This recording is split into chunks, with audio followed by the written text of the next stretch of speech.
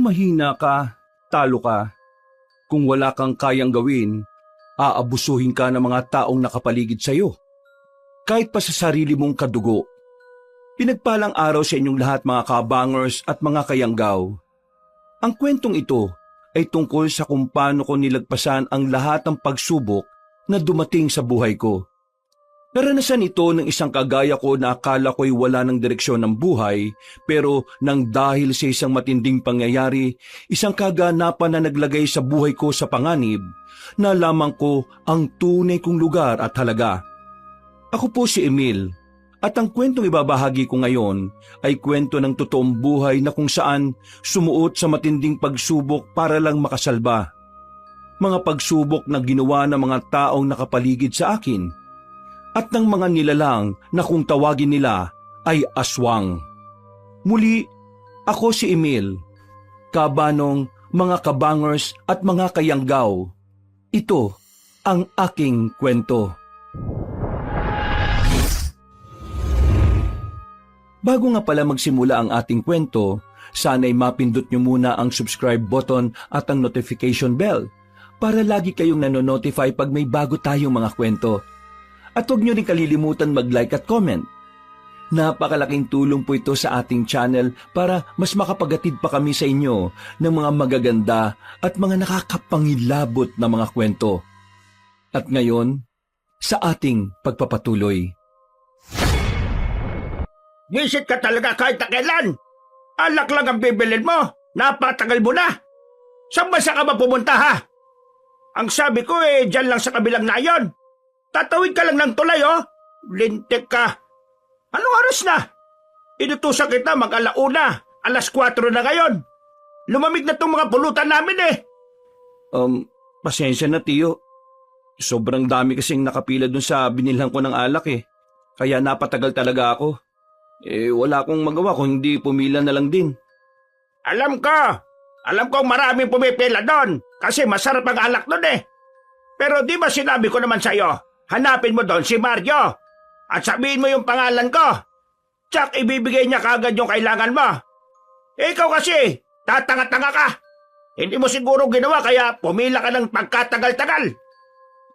Naawa naman po kasi ako doon sa mga nakapila ng patas. Yung iba sa kanila, umaga pa lang nandun na para lang makabili ng alak. Kung makikisingit ako sa kanila, di para ko na rin silang dinaya. Nangangatwira ka pa talagang talentado ka. Anong tingin mo sa akin? Santo? Marunong maawa sa mga taong yon? Sino ba mga yon? Wala akong pakialam sa kanila. Ang akin lang, gusto kong mainom yung alak na gusto ka. Pero nang dahil sa kabagalan mo at katangahan mo, wala na ako sa mood. Palibhasa kasi ikaw, wala kang alam sa mga gantong bagay Hindi ka kasi nakapag-aral. Mang-mang! Walang kwenta! Tiyo, grabe naman yan. Napapahiya ako sa mga kainuman nyo Wag naman sanang ganyan. Napapaya! Wala akong pakialam. Ako ang napapaya sa kanila kasi naghintay sila ng ilang oras dahil sa katangahan mo.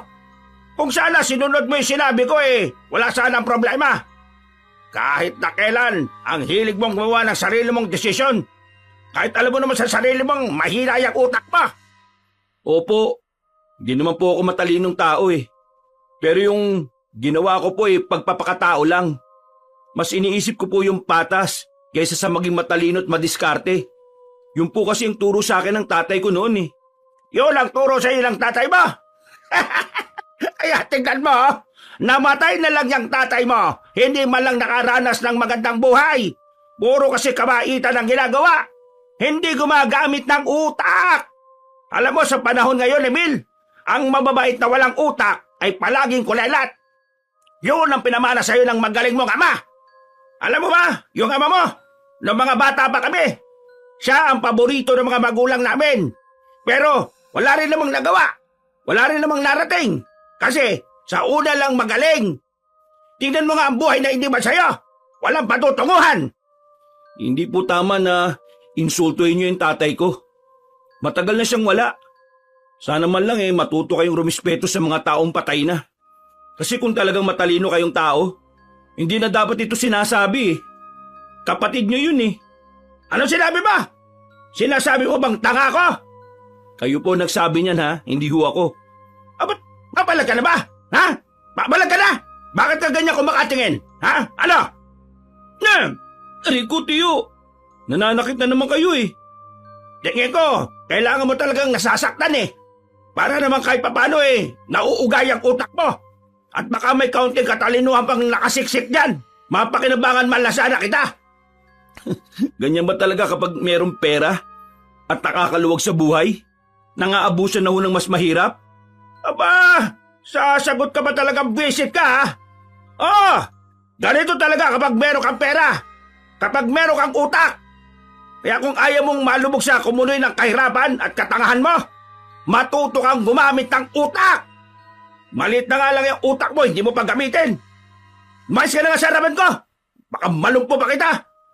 Sana, balang araw, pagsisiyan nyo rin lahat ng ginagawa nyong mali sa kapwa nyo. Hindi po yung magiging tama kahit na kailan, Tiyo. Pamangkin nyo po ako. Kapatid nyo po ang tatay ko. Kaya kahit sana minsan lang ituring nyo naman akong kadugo nyo. Puro ka drama. Wala akong pakialam sa'yo. Hindi kita kargo. Diyan ko sa'yo rito. Utusan. Yun lang. Kahit na kailan, hindi ako magkakaroon ng kahit na anong pake sa kagaya mong patabon. Nang dahil sa tatay mo naging miserable ang buhay ko noon. Ngayong naging matagumpay ang buhay ko ngayon hindi ko hahayaan na makinabang ka ron. Dahil anak ka ng taong kinamumuhian ko. Layas! Baka mapatay pa kita. Ang pangit-pangit mo. Maliw ka na! Sumisigaw na baho mo!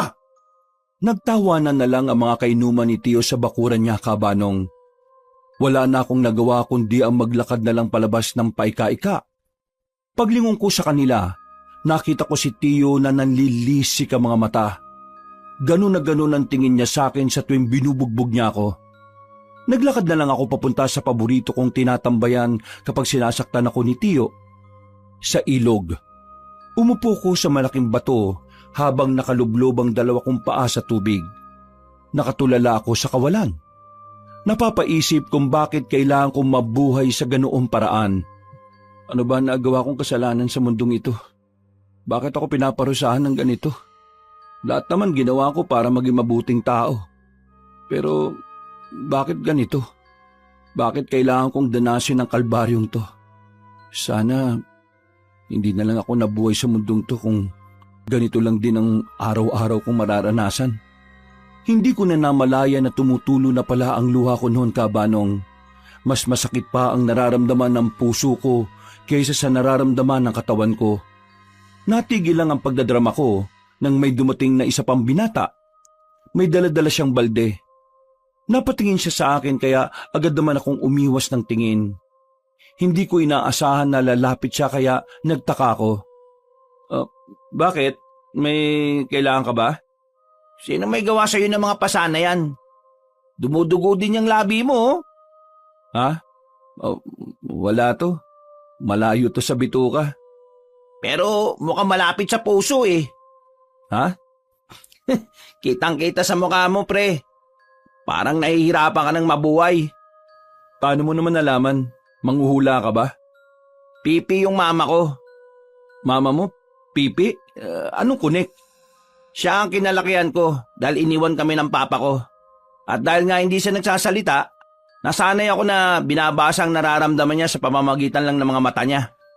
Kahit hindi niya sabihin sa akin, naalalaman ko kung kailan siya nasasaktan at nahihirapan. Siguro dahil sa ganun, madali na lang para sa akin na basahin ang nararamdaman ng isang tao sa pamamagitan ng pagtingin sa mga mata. Ganun ba? Ngayon, ayos naman ba mama mo? Oo, ayos na siya. Wala nang sakit. Wala nang hirap. 5 taon nang nakalilipas mula nang pumanaw siya. Pero habang buhay siyang nananatili dito sa puso ko. Tama ka sa sinabi mo. Nahihirapan na ako mabuhay. Mahirap naman talagang mabuhay sa ganitong mundo. Mas mahirap kapag wala ka ng malapitan o makapitan. Mas mahirap kapag yung mismong kadugo mo yung pilit na binabaong ka sa lupa Kadugo mo ba yung may gawa ng mga pasang yan? Oo, tsuhin ko. Hindi kita pipiliting magsabi kung bakit Hindi naman tayo magkaibigan at magkakilala. Pero alam mo, isa sa mga natutunan ko sa nanay ko, minsan Mas maayos pang makitungo ang mga taong hindi mo namang kilala kaysa sa mga taong inaakala mong katuwang mo sa buhay. Kaysa sa mga kadugo mo o kamag-anak. Siguro, ganun nga.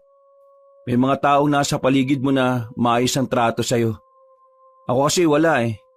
Sa lugar namin, wala akong kakampi. Mag-isa lang ako. Lahat ng tao ang tingin sa akin basura. Dahil sa tiyuhin ko na kung ano-anong pinagkakalat. Sirang-sira ako sa mga tao. Kaya, ang hirap. Ang hirap lumaban ng patas. Minsan nga, naisip ko, ano kaya kung sumunod na lang ako sa mga magulang ko? Patay na rin kasi sila eh. Naisip ko rin yan dati. Kaso napagtanto ko, kapag ginawa ko yun, tapos nakita kami ng nanay ko sa langit, wala akong magawang may kukwento sa kanya. Mas lalo lang siyang mahirapan, masasaktan.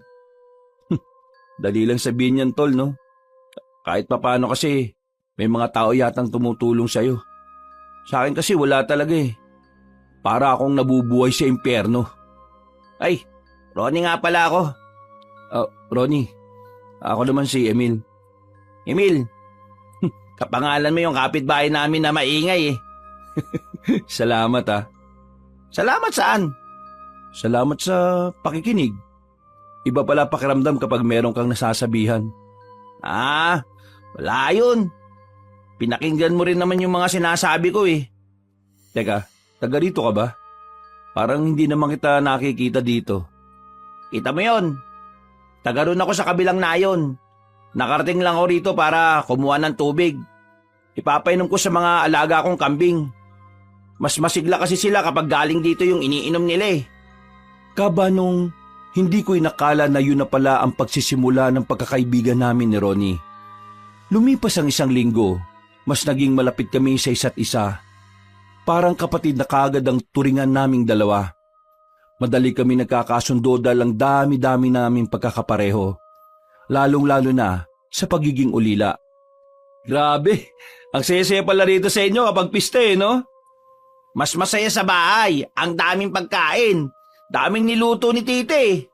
Nako, gusto ko na matikman mga yun. Nagugutom na rin ako eh. Kakain tayo ng marami ngayon, tol. Sobrang saya ko noon, Kabanong. Yung mga pagkain kasi na hindi ko natitikman sa poder ng tiyo ko, doon ko palang talaga matitikman. Madalas kasi, puro na lang sabaw at kanin lang ang kinakain ko sa bahay. Nasanay na lang yung bibig ko sa matatabang na pagkain. Pagdating namin sa bahay ni Ronnie, hindi ako makapaniwala sa mga nakikita ko. Ang daming nakahain sa mahaba nilang lamesa. Ang babango. Tingin ko palang natatakam na ako. O tol, bakit parang nahihiya ka? Ayos ka lang ba? Tol, ang daming pagkain. Ngayon na kasi ako makakatikim ng ganito kasarap, tol eh. Masaya lang ako. Magsawa tayo dito ngayon. Tara na, kain na tayo. Pakiramdam ko noon, pansamantala ako nakalaya sa impyerno na gawa ng tiyuhin ko. Sa isip-isip ko noon, ganun pala ang pakiramdam ng malaya. Makakakain ka ng masasarap na pagkain at makakakita ka ng mga bagong kakilala. Mabait ang mga kamag-anak ni Ronnie. Tinuring nila akong parang isa sa kanila. Pagkatapos namin kumain, bandang 9:00 na ng gabi ay nagpaalam na rin ako sa kanya. Kailangan ko na kasing makauwi bago pa maunahan ako ni Tiyo sa bahay. O sige pre, mag-iingat ka sa paglalakad ha. Sige, maraming salamat pre. Lalo na sa mga pagkain. Sasarap eh. Sigurado ka bang ayaw mong mag-uwi? Ang dami pa eh. Di na pre. Total, dami ko nang nakain eh. Tinanggihan ko ang alok ni Ronnie. Hindi dahil sa nahihiya ako, kundi dahil malalaman ni Tiyo na nakikain ako sa ibang bahay. Nagmamadali na akong maglakad palabas ng baryo nila Ronnie nang biglang makabanggaan ko ang isang matangkad na lalaki. Bilugan ang mga mata niya at parang namumutla ang balat. Tumingin siya sa akin ng seryoso. Hihingi sana ako ng paumanhin pero nagmamadali na siyang maglakad. Napapailing na lang ako at saka binilisan ng pag-uwi. Pagdating sa bahay, naunahan ako ng tiyuhin ko. Nakaupo siya sa harapan ng lamesa. napapahila mo sa muka dahil sa inis. Saan ka na naman galing, ha? Sa ilog lang po, tiyo. Tinanaw ko lang po yung mga nagtutugtugan sa kabilang nayon. Wala pang sinaing, ha? Alam mo naman, galing ako sa sabong at ganitong oras ang uwi ko. Bakit wala pang sinaing? Wala pang pagkain? Ang sabi niyo po kasi kanina, bago kayo umalis, wag na ako magsaing kasi sa labas na kayo kakain di ba? Wala akong sinabing galon! Ang sinabi ko, baka hindi ako makauwi, kaya wag ka na magsaing ng marami. Nang marami! Hindi ko sinabing wag ka magsaing. Kahit na kailan talaga, napakatanga mong umintende. Inutil ka talaga eh. Pasensya na ho, tiyo. Pasensya na ho talaga. Pasensya! Sinira mo na naman ang mood ko, Emil! Talo na nga ako sa sabong. Ganito bang ibubungad mo sa akin? Halika nga rito! Bakit po, tiyo? Basta lumapit ka rito, visit ka! Kahit natatakot ay napilitan na lang din akong lumapit ka, Banong. Bigla na lang niya akong sinampal ng malakas. Muntikan pa akong mawala ng balanse. Buti na lang ay nakatukod kagad ako sa lamesa. Masama araw ko kaya kailangan kong kumain. Kapag wala kang naihandang pagkain sa akin ngayong gabi, lulumpuin kita! Naintindihan mo? Opo, tiyo. Agad na lang din akong kumilos ng mga oras na yon. Mabuti na lang at may itlog pang natitira at yun ang niluto ko para sa kanya. Kinain naman niya yon, kaya nga lang wala naman lang siyang itinira para sa akin. Buti na lang talaga at busog ako ng mga sandaling yon. Napabuntong hininga na lang ako, Kabanong, pero ang mahalaga na lang noon sa akin ay naging kalmado na rin siya kalaunan. Makalipas ang ilang mga araw, nawalan ako ng pagkakataon na makalayo-layo.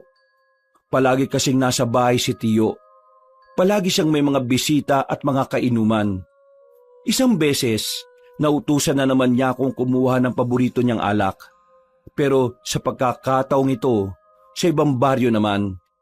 Nakatanggap daw siya kasi ng impormasyon na sa baryong yon ginagawa ang mga alak. Hindi ako pamilyar sa lugar na sinasabi niya. Yun ang unang beses na may narinig ako na ganoong baryo. Pero dahil takot ako masaktan na naman, sinunod ko ang utos niya. Sinubukan kong magpasama kay Ronnie noon. Ang kaso nga lang, hindi siya nakasama dahil may sakit siya nung araw na yon. Ibinaba ako ng tricycle sa bungad ng Baryo Silong. Ang layo ng baryong yon sa baryo namin. At ang baryong yon ay nasiliblib na parte na. Yung arko nga na nasa bungad, ginagapangan na rin ng mga halaman. Parang lumang-luma na ang baryong yon. Pumasok ako sa loob. Wala akong ganong makitang bahay. Pero nang lumiko ako sa isang kanto, doon ko na napapansin ang pagiging kakaiba ng lugar. Bakit parang sobrang tahimik dito? Parang wala namang tao sa mga kabahayan na yan. Naglakad ako ng mabilis para lumapit doon. Tiningnan ko ang mga bakuran. Walang mga tao. Sumilip din ako sa mga bahay, pero wala talaga akong nakita. Medyo kinakabahan na ako ng mga sandaling yun, Kabanong. Kaya ang nasa isip ko noon, baka ibang baryo ang sinasabi ni Tiyo. Paalis na sana ako na makarinig ako ng mga nagpapalakpakan. Hinanap ko kung saan nagmumula ang mga palakpakan hanggang sa makarating ako sa isang malawak na kapatagan. Doon ko na nakita ang mga tao. Nagtitipon-tipon sila. Parang may mahalaga silang pinag-uusapan. Aalis na sana ako dahil hindi naman ako interesado. Ang kaso nga lang, meron akong narinig na talaga namang nakapukaw ng atensyon ko. Malapit na ang ating pagbabalik. Kaunting sandali na lang. Kaunting hintay na lang, mga kapatid. Sa oras na makumpleto na natin ang mga alay, magkakalooban na rin tayo ng Panginoon ng karapatan na maghasik ng lagim. Ipaparanas natin sa mga tao ang galit nating mga aswang. Pagbabayaran nila ang ginawa nila sa mga ninuno natin. Nagtitindigan ng mga balahibo ko ng mga sandaling yung, Kabanong. Hindi ko pa man sigurado noon kung totoong mga aswang sila, pero kinikilabutan ako ng malala. Sa sobrang pagkataranta, nasagi ko ang mga nakasandal na kawayan sa gilid. At nang dahil doon, narinig ako ng mga naroon. Sinong nariyan? Wala na akong sinayang na pagkakataon. Kahit nangihina ang tuhod ko, nagmamadali akong tumakbo paalis. Akala ko'y hindi na nila ako masusundan. Pero nabahala ko nang makita kong may mga tumatakbo na rin para habulin ako. Binilisan ko lalo ang takbo ko hanggang sa makapasok na nga ako sa kagubatan. Akala ko ay lulubayan na nila ako. Pero nagkamali ako, Kabanong. Dito na nila ako naabutan. Huwag kayong lalapit. Papalo ko sa inyo tong hawak ko sanga. Pinadala ka ba ng mga tao para mag-espiya? Hindi ko alam ang sinasabi nyo. Ang sabi lang ng tiyo ko bibili ako ng alak. Yun lang ang pakay ko dito. Alak? Pwes, walang alak sa baryo namin. Ang meron lang, kamatayan! Umangil ang mga aswang habang lumalapit sa akin. Sa kakatras ko, hindi ko na namalayan na nadulas na pala ako pababa sa bangin. Hindi naman malalim ang bangin na yon, Kabanong, pero sa kamalas-malasan, sumabit ako sa mga sangang nakausli. Sugatan ang katawan ko dahil doon. Hindi agad ako nakatayo sa sobrang hapdi. Huwag kayong lalapit. Huwag niyo ako sasaktan. Wala naman akong ginawa masama sa inyo Aray! Wisit, ang hapdi! Para akong maiihi sa mga sandaling yon, Kabanong. Hindi ko alam kung bakit parang sobrang sakit at hapdi ang mga tinamo kong galos. Samantalang mga simpleng gasgas lang naman yon. Sabi mo sa akin, sino nagpadala sa iyo rito? Ang tiyuhin ko. Sabi niya, dito daw mabibili masarap na alak. Sinabi ko yung kanina, hindi naman kayo naniniwala sa akin Hindi talaga kapani-paniwala mga palusot mo. Kaya pasensya ka na. Ikaw ang magiging hapunan namin mamaya. Bababain na sana nila ako para kunin, pero nataranta ang mga aswang na yon nang may mga palasong tumarak sa ilan nilang mga kasama. Ang unang nasabi ng mga yon ay may mga dumating na daw na kalaban. Nagsiatrasa ng mga aswang. Iniwan nila ako ron. Ako naman ay tuluyan nang nawalan ng malay sa sobrang hapdi ng mga sugat ko. Paggising ko, kasama ko na ang isang matandang lalaki sa isang kwarto. Puti na ang mahaba nitong buhok. Bigotilyo na rin at may kahabaan ng balbas. May mga tattoo siya sa katawan ng iba't ibang simbolo. Hindi ko alam ang lugar na to Hindi ito bahay ni Tiyo. Nasaan ako? Sino kayo? Nandito ka sa bahay ko. Bahay nyo? Paano ko nakarating dito hindi nga kita kilala? Mukhang hindi mo na nararamdaman ang hapli ng mga sugat mo. Mabisa talaga ang mga pinahid kong gamot. Sa sinabi niyang yon, ay nagkaroon na ako ng ideya. Naalala ko ang nangyari bago ako mapunta roon. Muli, bumalik ang kaba sa kalooban ko. Lalo na kapag bumabalik sa utak ko ang anyo ng mga aswang na muntikan na akong patayin. Ikaw ba yung nagpakawala ng maraming palaso? Hindi ako. Ang mga kasamahan ko. Pero kayo ang gumamot sa akin. Espesyalista rin ako sa panggagamot. Maraming salamat po. Ako naman ang magtatanong. Anong ginagawa mo sa lugar ng mga aswang? Lugar ba talaga yun ng mga aswang? Sagutin mo muna ang tanong ka. Pasensya na ho. Kasi po, inutusan ako ng tiyo ko na pumunta ron para daw bumili ng masarap na alak na sinasabi niya. Doon daw po kasi meron Kaso pagdating ko, wala akong inabutan. Tapos, yun, narinig ko yung mga boses ng mga aswang na nagtitipon. Nung una, wala naman akong ideya kung anong meron. Kaya ang ginawa ko, nakinig ako sa kanila. Kaso, nalaman nilang nandun ako Totoong may masarap na alak na mabibili doon. Pero wala na yun ngayon. Nang makuha na ng mga aswang ang baryo na yon, lahat ng tao ay nag-alisa na. Yung iba naman, pinagpapapatay na ng mga aswang.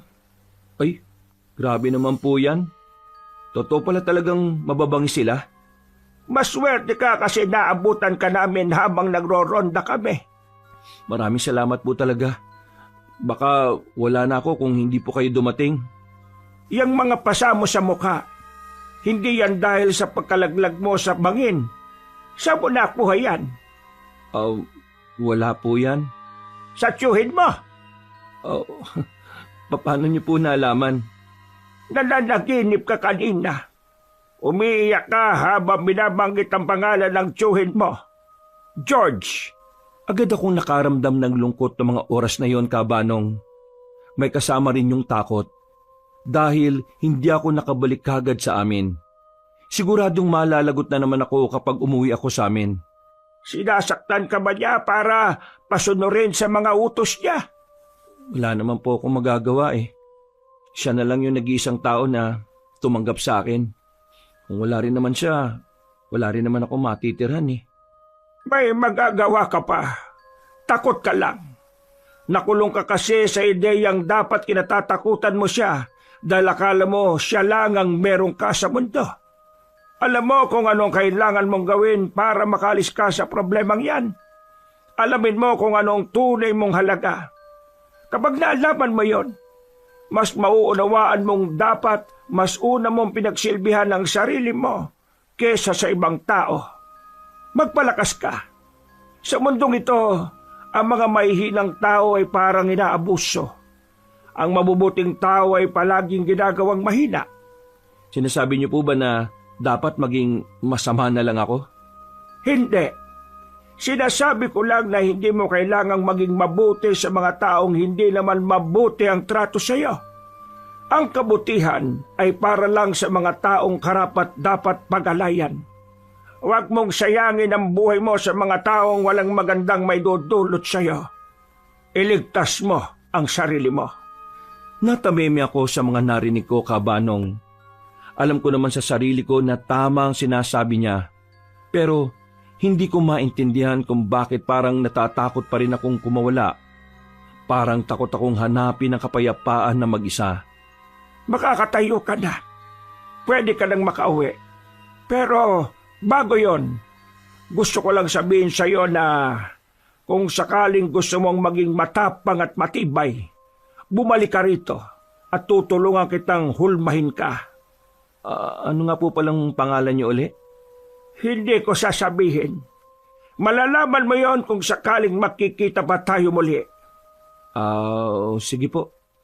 Pero ang pangalan ko po ay Emil. Matipid na ngumiti ang matandang lalaki, Kabanong. Hinatid na nila ako sa labas kung saan naghihintay ang isang tricycle. Yun ang naghatid sa akin hanggang sa bungad ng baryo namin. Pagbaba ko, kinabahan na kagad ako. Wala akong dalang alak. Wala akong may papakita kay Tio George. Hindi ko rin naman alam kung maniniwala siya sa sasabihin ko. Naisipan kong takasan ang problemang yon. Pero napagtanto ko rin na kung gagawin ko yon, parang sinabi ko na ring duwag ako. Huminga ako ng malalim at agad akong naglakad ng mabilis. Emil?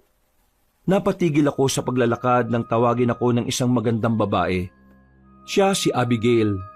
Karamihan sa kalalakihan sa lugar namin ay talaga namang pinagpapantasyahan siya. Anak siya ng kapitan namin. Isa sa mga nakakalaro ko noong bata pa ako. Nagulat nga ako nang tawagin niya ako kasi hindi ko naman siya gaanong close nung nagbinata at nagdalaga na. Abi, bakit? May kailangan ka ba? Huwag ka munang uuwi sa inyo. Ha? Huwag akong uuwi? Sa amin? Bakit naman? Ang tiyuhin mo, nagwawala na naman. Hinahanap ka kanina pa. Saka ba kasi nagpunta? At bakit ang dami mong sugat? Ano nangyari sa iyo? Ito? Wala to. Napaano lang sa daan. Sige na, uwi na ako. Huwag na muna. Masasaktan ka na naman eh. Hindi, ayos lang. Kakausapin ko lang si Tio. Pakikinig naman sa akin yun eh. Sigurado ka ba? Oo, ayos lang naman ako. Nakita ko ang pag-aalala sa mukha ni Abigail, Kabanong. Nakaramdam ako ng tuwa. Hindi ko kasi inakala na may iba pa palang tao na pwede mag-alala para sa kapakanan ko. Pero tumuloy pa rin ako. Naglakad ako ng mabilis. Nang matanaw ko na ang bahay ni Tio, bigla naman akong hinarang ng pinsan ko. Si Toto. Kagaya ko, madalas din siyang utusan ni Tio. Pero siya, hindi siya sinasaktan. Uy, saka ba galing siraulo ka? Ha? Saan? Teka, sandali lang. Bakit parang galit ka sa akin? Parang galit ako sa'yo. Tanga. Galit talaga ako sa'yo. Alam mo kung bakit? Ako pinagbuntanan ni Tiyo. Dahil sa'yo, nagalit siya sa akin. Buwisit ka. Aray! Isang malakas na suntok ang natanggap ko mula kay Toto. Sa lakas ng suntok niya ay napaupo ko sa sahig. Pero hindi pa siya nakontento. Muli niya akong itinayo at hinawakan sa kwelyo. Dinikit niya ako sa poste ng ilaw. Di ba sinabi ko naman sa'yo, kapag ako napahamak dahil sa kagagawan mo, malilintikan ka sa akin? Sorry, hindi ko naman alam na mangyayari to eh. Mas lalong hindi ko rin naman ito ginusto. Pasensya na. Pasensya? Tingnan mo ginawa niya sa akin, oh. Pinaputok niya yung kilay ko. Tapos pinahiya niya pa ako sa mga kasama ko kanina. Lahat ng yun nangyari dahil sa'yo. Dahil sa katanataduan mo. Puro ka kasi gala eh. Toto naman, hindi naman ako gumala eh. Tingnan mo nga oh, ang dami kong sugat. Meron lang nangyaring hindi ko... Dagdagan ko pa yan, gusto mo? Tarantado ka. Nananahimik ako pero ako napagbuntunan. Ngayon, muwi ka ron. Para naman malasan pa rin yung galit ng walang yang Tiyo natin. Binitiwan niya ako at agad na rin akong naglakad palayo. Mas lalo kong kinabahan ng mga oras na yon. Pakiramdam ko kasi, mas malala ang mangyayari sa akin sa oras na itapat ko ang paa ko sa bakuran. Pero kagaya ng sinabi ng matandang lalaki, kailangan kong maging matatag at matapang. Hindi ako nagpatinag. Tumuloy pa rin ako. Sa bakuran pa lang, nakita ko na si Tiyo. Nakaabang sa akin. Hindi pa man siya nagsasalita. Ramdam na ramdam ko na ang matindi niyang galit. Emil! Emil! Emil, alam mo ba kung anong oras na ngayon? Magpapaliwanag po ako, Tiyo. 10:00 na ng gabi. Anong oras kita inutusan, ha? Ngayon ka lang umuwi. Ngayon lang kung kailan wala nang kasama ko. Ano ba talagang problema mong siraulo ka, ha? Ano? Sinasadya mo ba talaga ito dahil gumaganti ka sa akin? Pinapaya mo ba ako, ha? Hindi po, Tiyo. Wala po akong ganong intensyon. Ang totoo po kasi nangyari niyan eh. Magdadayla ka na naman ng walang kwenta. Halika nga rito. Nanlilisik ang mga mata ni Tiyo nang lumapit siya sa akin. Hinilan niya ang kwelyo ko at saka pinaupo. Dinampot niya ang malapad na kahoy sa gilid. Pinagpapapalo niya sa akin yon hanggang sa mawasak yon. Hindi pa siya nakontento. Pinagsasasapak niya pa ako. Wala siyang pakialam kahit na nakikita niyang may mga bago akong sugat. Wala ka talagang pakinabang sa akin, Emil. Isa ka malaking basura na disenyo lang sa bahay kung hayop ka. Ha? Ano? Sagat! Wisit ka. Tama lang sa'yo to. Napasiksik na lang ako sa gilid ng lamesa, Kaabanong. Duguan na ang bibig ko pati na rin ang kaliwa kong kilay. Lambot na ang tuhod ko nang bumangon ako. Mga aswang, Tiyo! Ano? Yung lugar na sinasabi mo, kung saan nabibili yung masarap mong alak. Lugar yun ng mga aswang. Nakita ko mismo at tinabol nila ako. Muntik na nila akong patayin. Buti na lang may mga tumulong sa akin. Wala na rin yung gumagawa ng alak na sinasabi nyo, Tiyo. Wala na sila dahil inangkin na ng mga aswang yung lugar nila. Sandaling natahimik si Tiyo. Parang pilit niyang iniintindi kung ano yung sinasabi ko. Akala ko maniniwala siya, pero mas lalo lang siyang nainis sa mga narinig niya. Muli siyang lumapit sa akin. Isang suntok na naman ang pinakawalan niya na agad din namang tumama sa mukha ko. Tinatarantado mo ba talaga ako, ha? Tingin mo maniniwala ako sa mga ganyang imbento mong kwento? Aswang? Hinabol ka? Ha! Sira ulo ko talaga ano? Hindi totoo mga aswang-aswang na yan. Buwang ka talaga. Kung totoo man sila, matagal ka na sanang patay dahil lampa ka. Nababaliw ka na yata Gagawa ka na lang ng palusot hindi pa kapali-paniwala. Hindi po ako gumagawa ng kwento, Tiyo. Totoo naman talagang nakita ko yung mga aswang. Meron silang binabalak na masama. Meron silang mga iaalay na tao para... Manahimik ka na nga! Nakakairita yung boses mong hayop ka! Tiyo naman, maniwala naman kayo sa akin Isa pang salita mo, baka mapatay na talaga kita, Emil. Isa na lang! Tuluyan na akong natahimik sa takot na baka ano pa ang magawa sa akin ng tiyuhin ko. Umalis siya at ako naman ay pumasok na lamang sa bodega. Ang lugar kung saan ako pinatutulog ni Tiyo. Walang maayos na higaan. Kahit unan man lang ay wala. Pero humiga pa rin ako. Sobrang sakit ulit ng katawan ko. Akala ko nga noon mamamatay na ako, Kabanong. Nakakaramdam ako ng hilo. Natulog na lang ako. Paggising ko, akala ko patay na ako. Pero nadismaya ako nang bumungad sa akin ang katotohanan. Nasa impyerno pa rin ako naggawa ni Tiyo. Aray, sakit. Humarap ako sa salamin. May mga bago na naman akong pasa. Buti na lang, hindi napuruan ang hita ko kaya nakakatayo pa ako na matino. Hoy! Lumabas ka na! Magakot ka na ro ng panggatong. Magluluto mamaya. May bisita si Tiyo. Bisita? Na naman? Gusto mo umangal? Bakit hindi ka magsabi sa kanya? Ikaw na lang ang maghanap ng kahoy. Ayoko na rito. Wow ah! Kung makapagsalita to, akala mo naman kung sino. Bakit? Saan ka pupunta? May matutuluyan ka ba? Wala.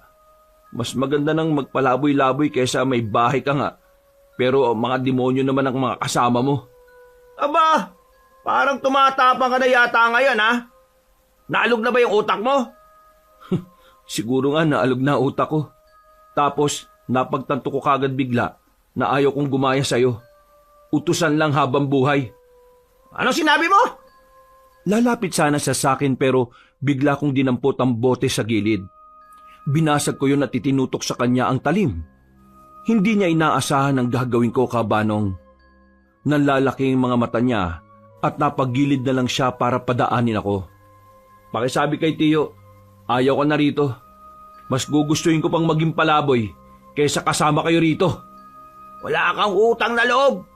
Matapos kang patirahin dito, ganyan na isusukli mo sa kanya? Ano? Utang na loob? Hindi pa ba sapat yung paghihirap ko dito bilang kabayaran? Wala na akong utang na loob sa kanya. Sa kahit sino sa inyo. Ayoko na. Kung gusto mo maging utusan, bahala ka. Hindi ko kinuha ang mga gamit ko dahil makikita ako ni Tiyo sa loob. Nagmamadali na lang akong lumabas. Napapatingin pa sa akin ang mga tao sa nadadaanan ko.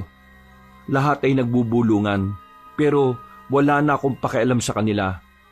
Ang tanging nasa isipan ko na lang noon ay makaalis at makapagsimula ng bagong buhay. Lintik na yan. Tingnan mo nga nangyari sa iyo. Tapos sasabihin mo sa akin ngayon, ayos ka lang. Tingnan mo, para kang binugbog ng 10 maskuladong tao eh. Pre, hindi normal yan. Ireklamo na natin yung tsuhin mo. Hindi nagawain ng normal na tao yung ginawa niya sa iyo eh. Demonyo na siya eh oh. Gusto ko nang umalis doon. Kaya ayoko na sana magkaroon pa ng koneksyon sa kanya. Kaya, wag na. Isa pa, kanino ko magsusumbong? Kakampi niya pati mga pulis. Pati na rin si Kapitan. Napipiko na ako dyan sa tsuhin mo eh. Pati yung pinsan mo na isa. Pag nakita ko talaga yan, papasagi ko mukha niyan eh. Nako. Hindi na bro kailangan. Anong hindi na kailangan? Kung hindi mo kayang gawin yun sa kanya, kasi mabait ka, ibahin mo ako. Hindi ako mabait sa lahat. Hindi naman sa ganun, Tol. Ayaw ko lang talaga na madamay ka pa sa problema kong to. Napabuntong hininga na lang si Ronnie. Ramdam ko naman na nag-aalala lang siya sa akin. Pero para sa akin, mas lalo lang gugulo kapag gumanti pa ako. Sa amin ka na lang kaya tumira muna. Mag-isa lang naman ako sa bahay eh. Ay, hindi. Wag na pre. Nakakaya na no. Ang dami mo ng tulong na binigay sa akin. Ayoko nang maging pabigat sa ibang tao. Huy, tumigil ka nga. Ibang tao pinagsasabi mo dyan.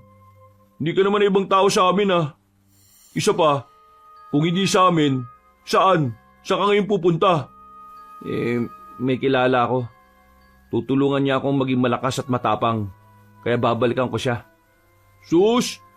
Sino naman kaya yan? Pre, medyo mawawala ako ng ilang araw. Pero pagbalik ko rito, sisiguraduhin kong ayos na ako. Ibang Emil na yung makakaharap mo. Paanong iba? Magiging masama ka na rin? Hindi, ano ka ba? Ibig kong sabihin, ang Emil na makakaharap mo ay ang Emil na hindi na magpapaapi. Bumuntong hininga na lamang ako. Pagkatapos ng pag-uusap namin na yon, naghiwalay na rin kami. Kahit masakit-sakit pa ang katawan ko, bumiyaya ako papunta sa lugar ng matandang lalaki. Bandang hapon na makarating ako ron. Naligaw-ligaw pa kasi ako sa gubat. Nagbalik ka! Manong, tulungan niyo po ako. Gusto ko maging matapang at matatag. Sige, pumasok ka.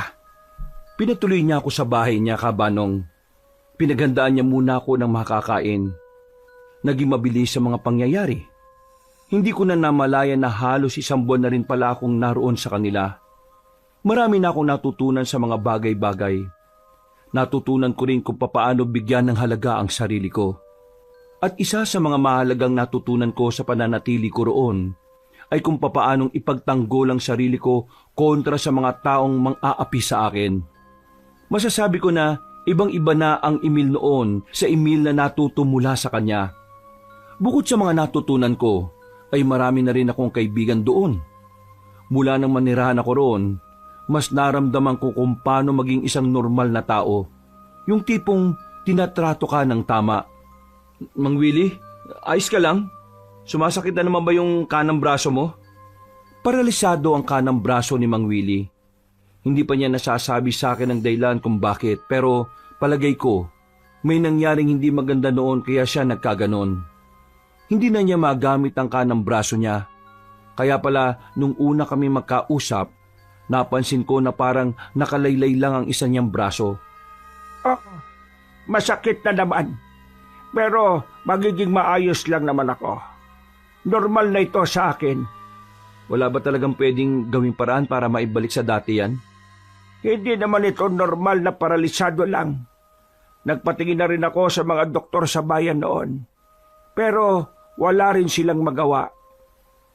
Siya nga pala.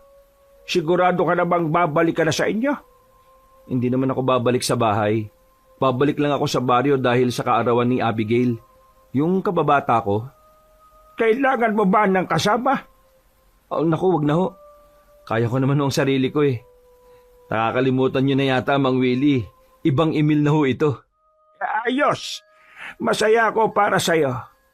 Tingin ko, hindi ka na talaga magpapape sa mga gustong manghamak sa'yo.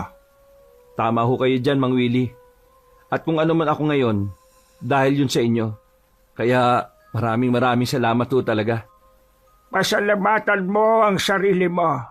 Kasi mas pinili mong ilaban ang sarili kaysa malugbok. Parang ama ko na rin si Mang Willie, Kabanong. Kahit na 4 na linggo pa lang kaming nagkakasama, yung turingan namin sa isa't isa ay para talagang magkadugo. Hindi ko alam pero sobrang gaan talaga ng pakiramdam ko sa kanya. Siguro dahil una pa lang, naintindihan na talaga niya ang mga pinagdaraanan ko. Pagsapit ng 3:00 ng hapon, nagpaalam na rin ako kay Mang Willie at sa iba naming kasamahan. Bumiyaya ako papunta sa baryo namin. Aminadong kinakabahan ako noon, Kabanong. Alam ko kasi pwede ko ring makita si Tio at si Toto doon. Pero wala na akong pakialam. Ang tanging iniisip ko ay kung papaano ko maibibigay ang regalo ko kay Abigail. Pagdating ko doon, natanaw ko kagad ang bahay nila Abigail. Marami-rami na mga bisita. Nang makita ko si Abigail, ay gumaan ang pakiramdam ko. Agad din naman siyang lumapit sa akin. Uy, Emil! Wow ah!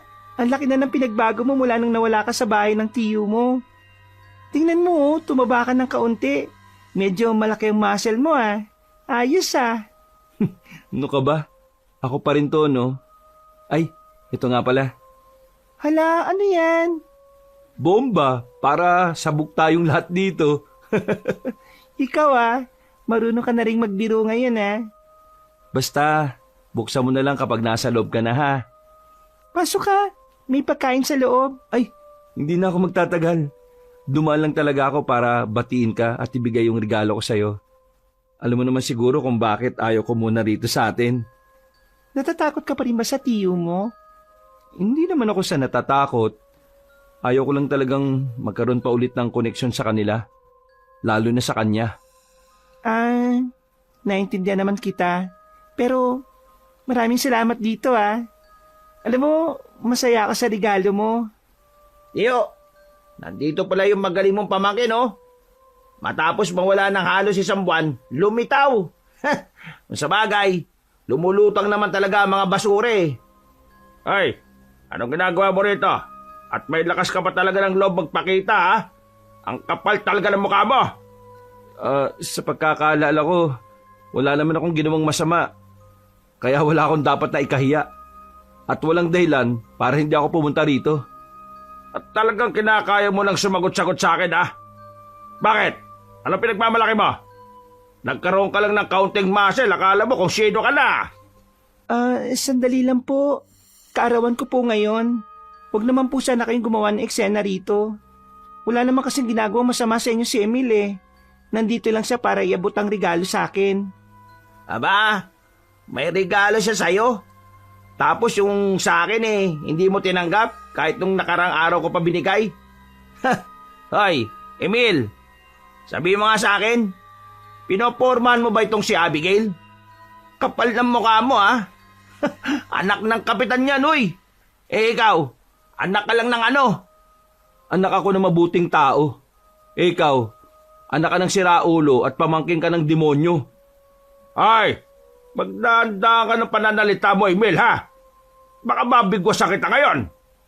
Abigail, pasensya na ha. Kailangan pa itong mangyari. Ayos lang. Patulan mo. Sigurado ka? Hoy, Emil, tinatanong kita, pinopormahan mo ba si Abigail? Ano naman sa'yo kung sakaling oo? Tarantado ka rin pala eh, no? Nauna ako dyan, Uy, para sa kaalaman mo, binasted na kita. Anong naunang sinasabi mo dyan? Hoy, binasted ka na pala eh. Anong iniiyak-iyak mo dyan? Tiyo, bigyan ko lang na isa to, Masyado nang mayabang eh. Bangasan mo yung mukha niyan para malaman niya na maling-mali na nag-aangas siya dito sa harapan natin. Lumapit sa akin si Toto. Sinuntok niya ako pero nagawa kong ilagan yon. Dahil sa mga tinuro sa akin ng Mang Willie, wala man lang tumama sa mga suntok niya. Iniilag-ilagan ko lang. Pinagtatawanan na siya ng ibang nakakakita sa amin. Hinawakan ko naman siya sa kamay at saka sinipa. Dinakma ko siya sa kwelyo at saka sinuntok ng isang beses sa muka. Tumbak agad siya at dugo ang nguso. Hindi pa ako nakontento. Pinagsisisipa ko pa siya. Hindi ko pa sana siya titigilan kung hindi lang ako inawat ni Abigail. Tiyo, ibang Emil nang nasa harapan nyo ngayon. Hindi na ito yung Emil na kayang-kaya nyong apihin at saktan. Ang Emil na nasa harapan nyo ay kaya ng lumaban. Kaya sa susunod na hamakin nyo ako ulit, ikaw mismo, gagawin ko sa iyo lahat ng ginawa mo sa akin noon. Aba, mayabang ka. Akala mo kakayanin mo ako porque marunong ka ng lumaban? O bakit anong gagawin nyo? Ipapatira mo ako sa mga kakilala mong basagulo? Siguraduhin mo lang hindi na ako mabubuhay. Kasi kapag nagkataon, babalikan kita at lulumpuhin kita para magamit mo na yung wheelchair ni Lolo. Namangha ang mga tao sa pinakita ko. Bakas naman sa mukha ng tiyo ko ang pagkabigla sa mga nangyari. Si Toto naman nakaiga pa rin, hilong-hilo. Pinagtatawanan siya ng mga tao habang ako seryoso lang at kalmado.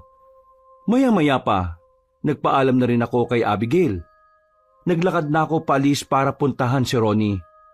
Sabik na kasi akong ipaalam sa kanya kung ano na ang mga pagbabago sa akin. Pagdating ko sa bahay nila, inabutan ko si Ronnie. Napatigil siya sa ginagawa niya nang makita ko. Niyakap niya ako agad sa sobrang tuwa. Pero nagtaka ko kung bakit niya bigla kong hinila papasok ng bahay niya. Para siyang nababahala, patingin-tingin sa paligid. Mabuti naman bumalik ka na. Grabe, munti ka na kitang hindi makilala. Ang pogi mo kapag wala kang galos sa muka. Tingnan mo, laki na ng katawan mo. Laglag panty ng mga babae niya sa'yo. Huy, para kang sira. Hindi naman, no? Ano, kumusta ka na? Teka, bakit parang aligaga ka? Tingin ka ng tingin sa labas eh. May problema ba? Kasi tol, nabalot na nakababalagan tong baryo namin. Kababalagan? Anong kababalagan niya sinasabi mo? Parang ayos naman tong lugar ninyo eh, oh. Maniniwala ka ba kapag sinabi ko sa iyo ang totoo? Ano nga yun? Bigla naman akong kinabahan sa iyo, tol. Merong pinatay sa amin. Isang magsasaka, tol. Sabi ng mga kasama niya, aswang daw ang dumali. Tapos, mula na mangyari yun, palagi na lang may namamata na aswang dito sa amin. Aswang talaga? Oo, tol. Aswang. Merong aswang dito. Hindi ko nga alam kung bakit eh. Dati naman hindi. Dati wala. Tapos ngayon, may mga nawawalang tao na. 2 na yung bigla na lang nawala na hindi na nakabalik sa bahay nila. Palagay namin, kinuha sila ng mga aswang. Aswang? Meron na rin dito? Teka lang.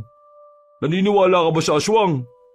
Tol, nakakita ako ng aswang. Naalala mo yung kinuwento ko sa iyo na inutusan ako ni Tio na bumili ng alak? Pumunta ako sa baryo na akala ko tao mga naron. Pero aswang pala. Nakita ko silang nagtitipon.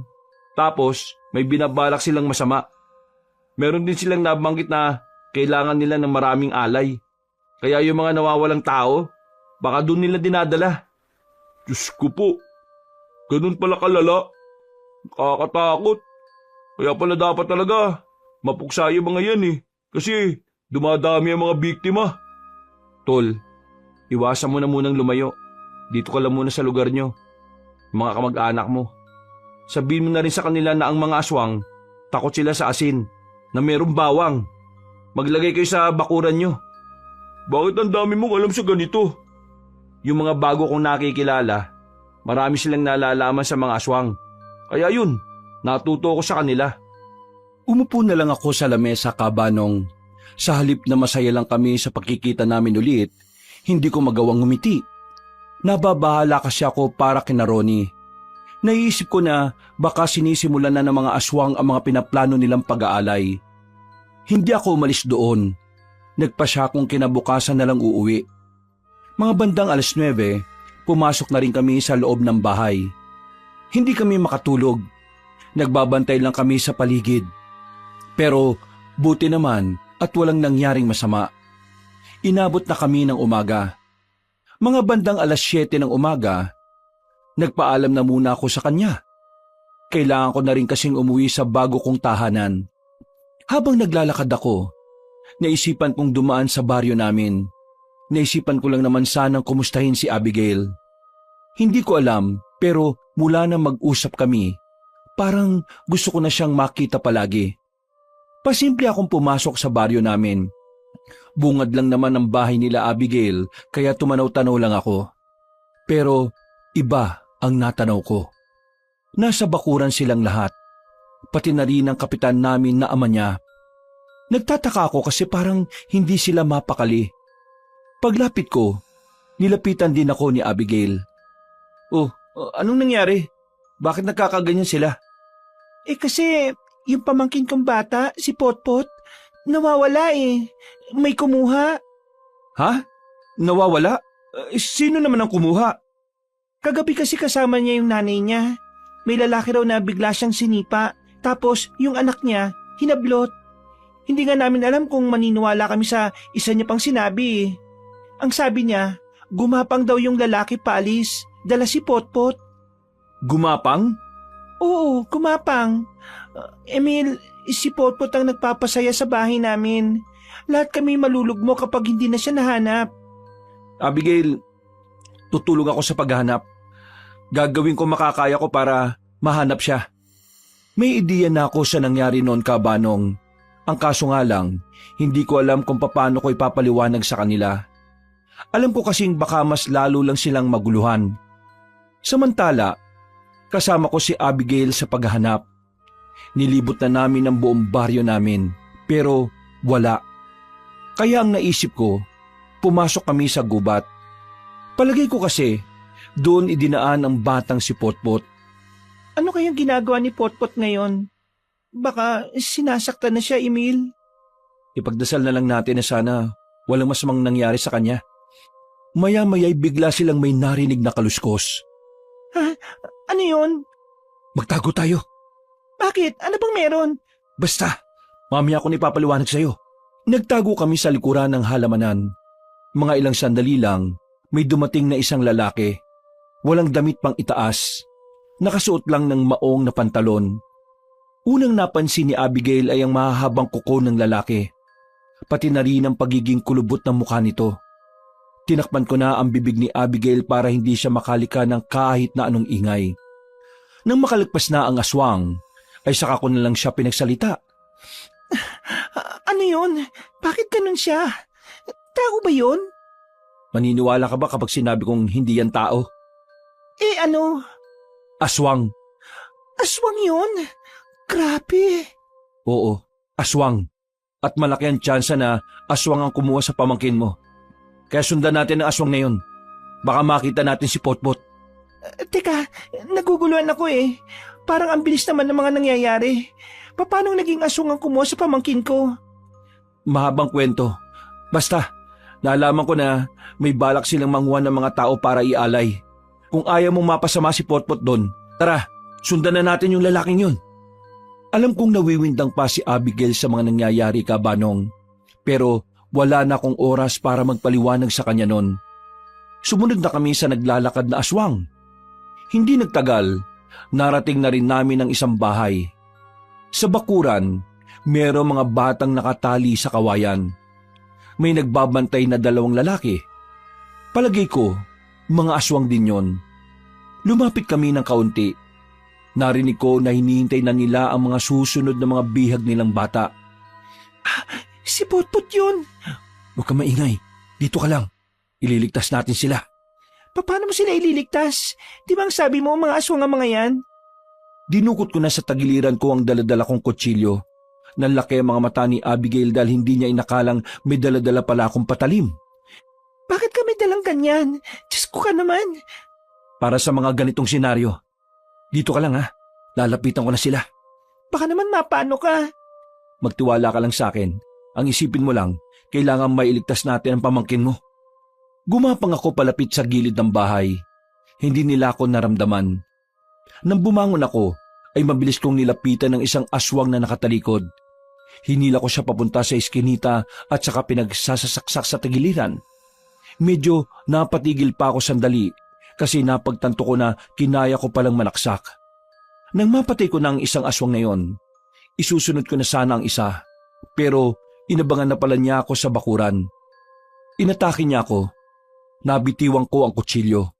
Saka naman nag-iyakan ng mga bata. Pumaibabaw sa akin ang aswang. Malakas siya Banong. Mabigat.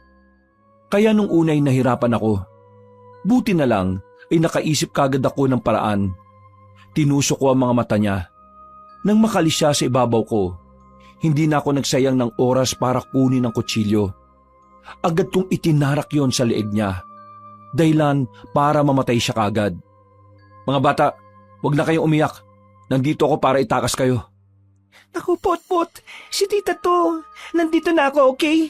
Hindi ka na mapapahamak. Aalisin ko na yung pagkakatali niyo ha. Makikinig kayo sa amin para makalis tayo sa gubat. Nanahimik ang mga bata. Pinagtatatanggal ko na ang mga tali sa kamay nila.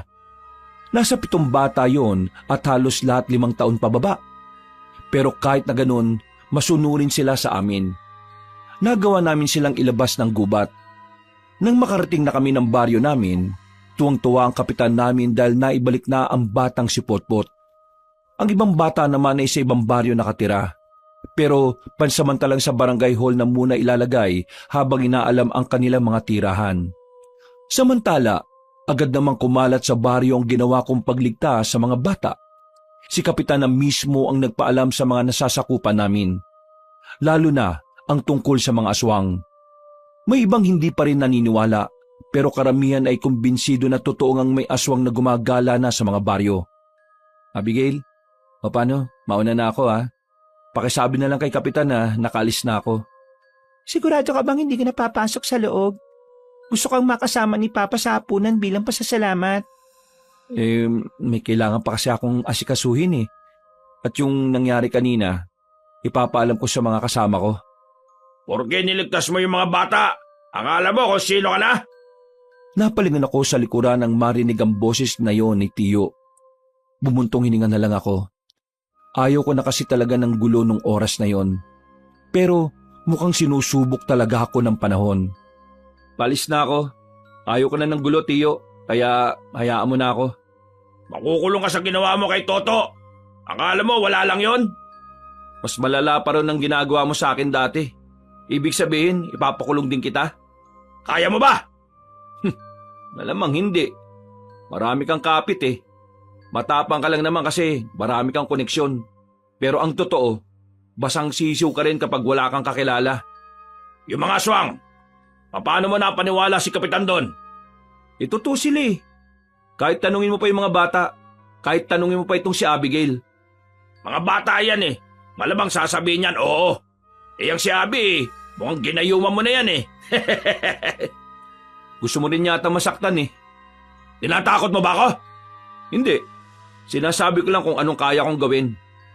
Natigil ang usapan namin nang biglang may dumating na matandang babae. Ayon sa kanya, merong aswang na humablot na naman ng bata sa bandang simbahan. Paalis na sana ako, pero dahil doon ay nagdesisyon akong manatili paraon.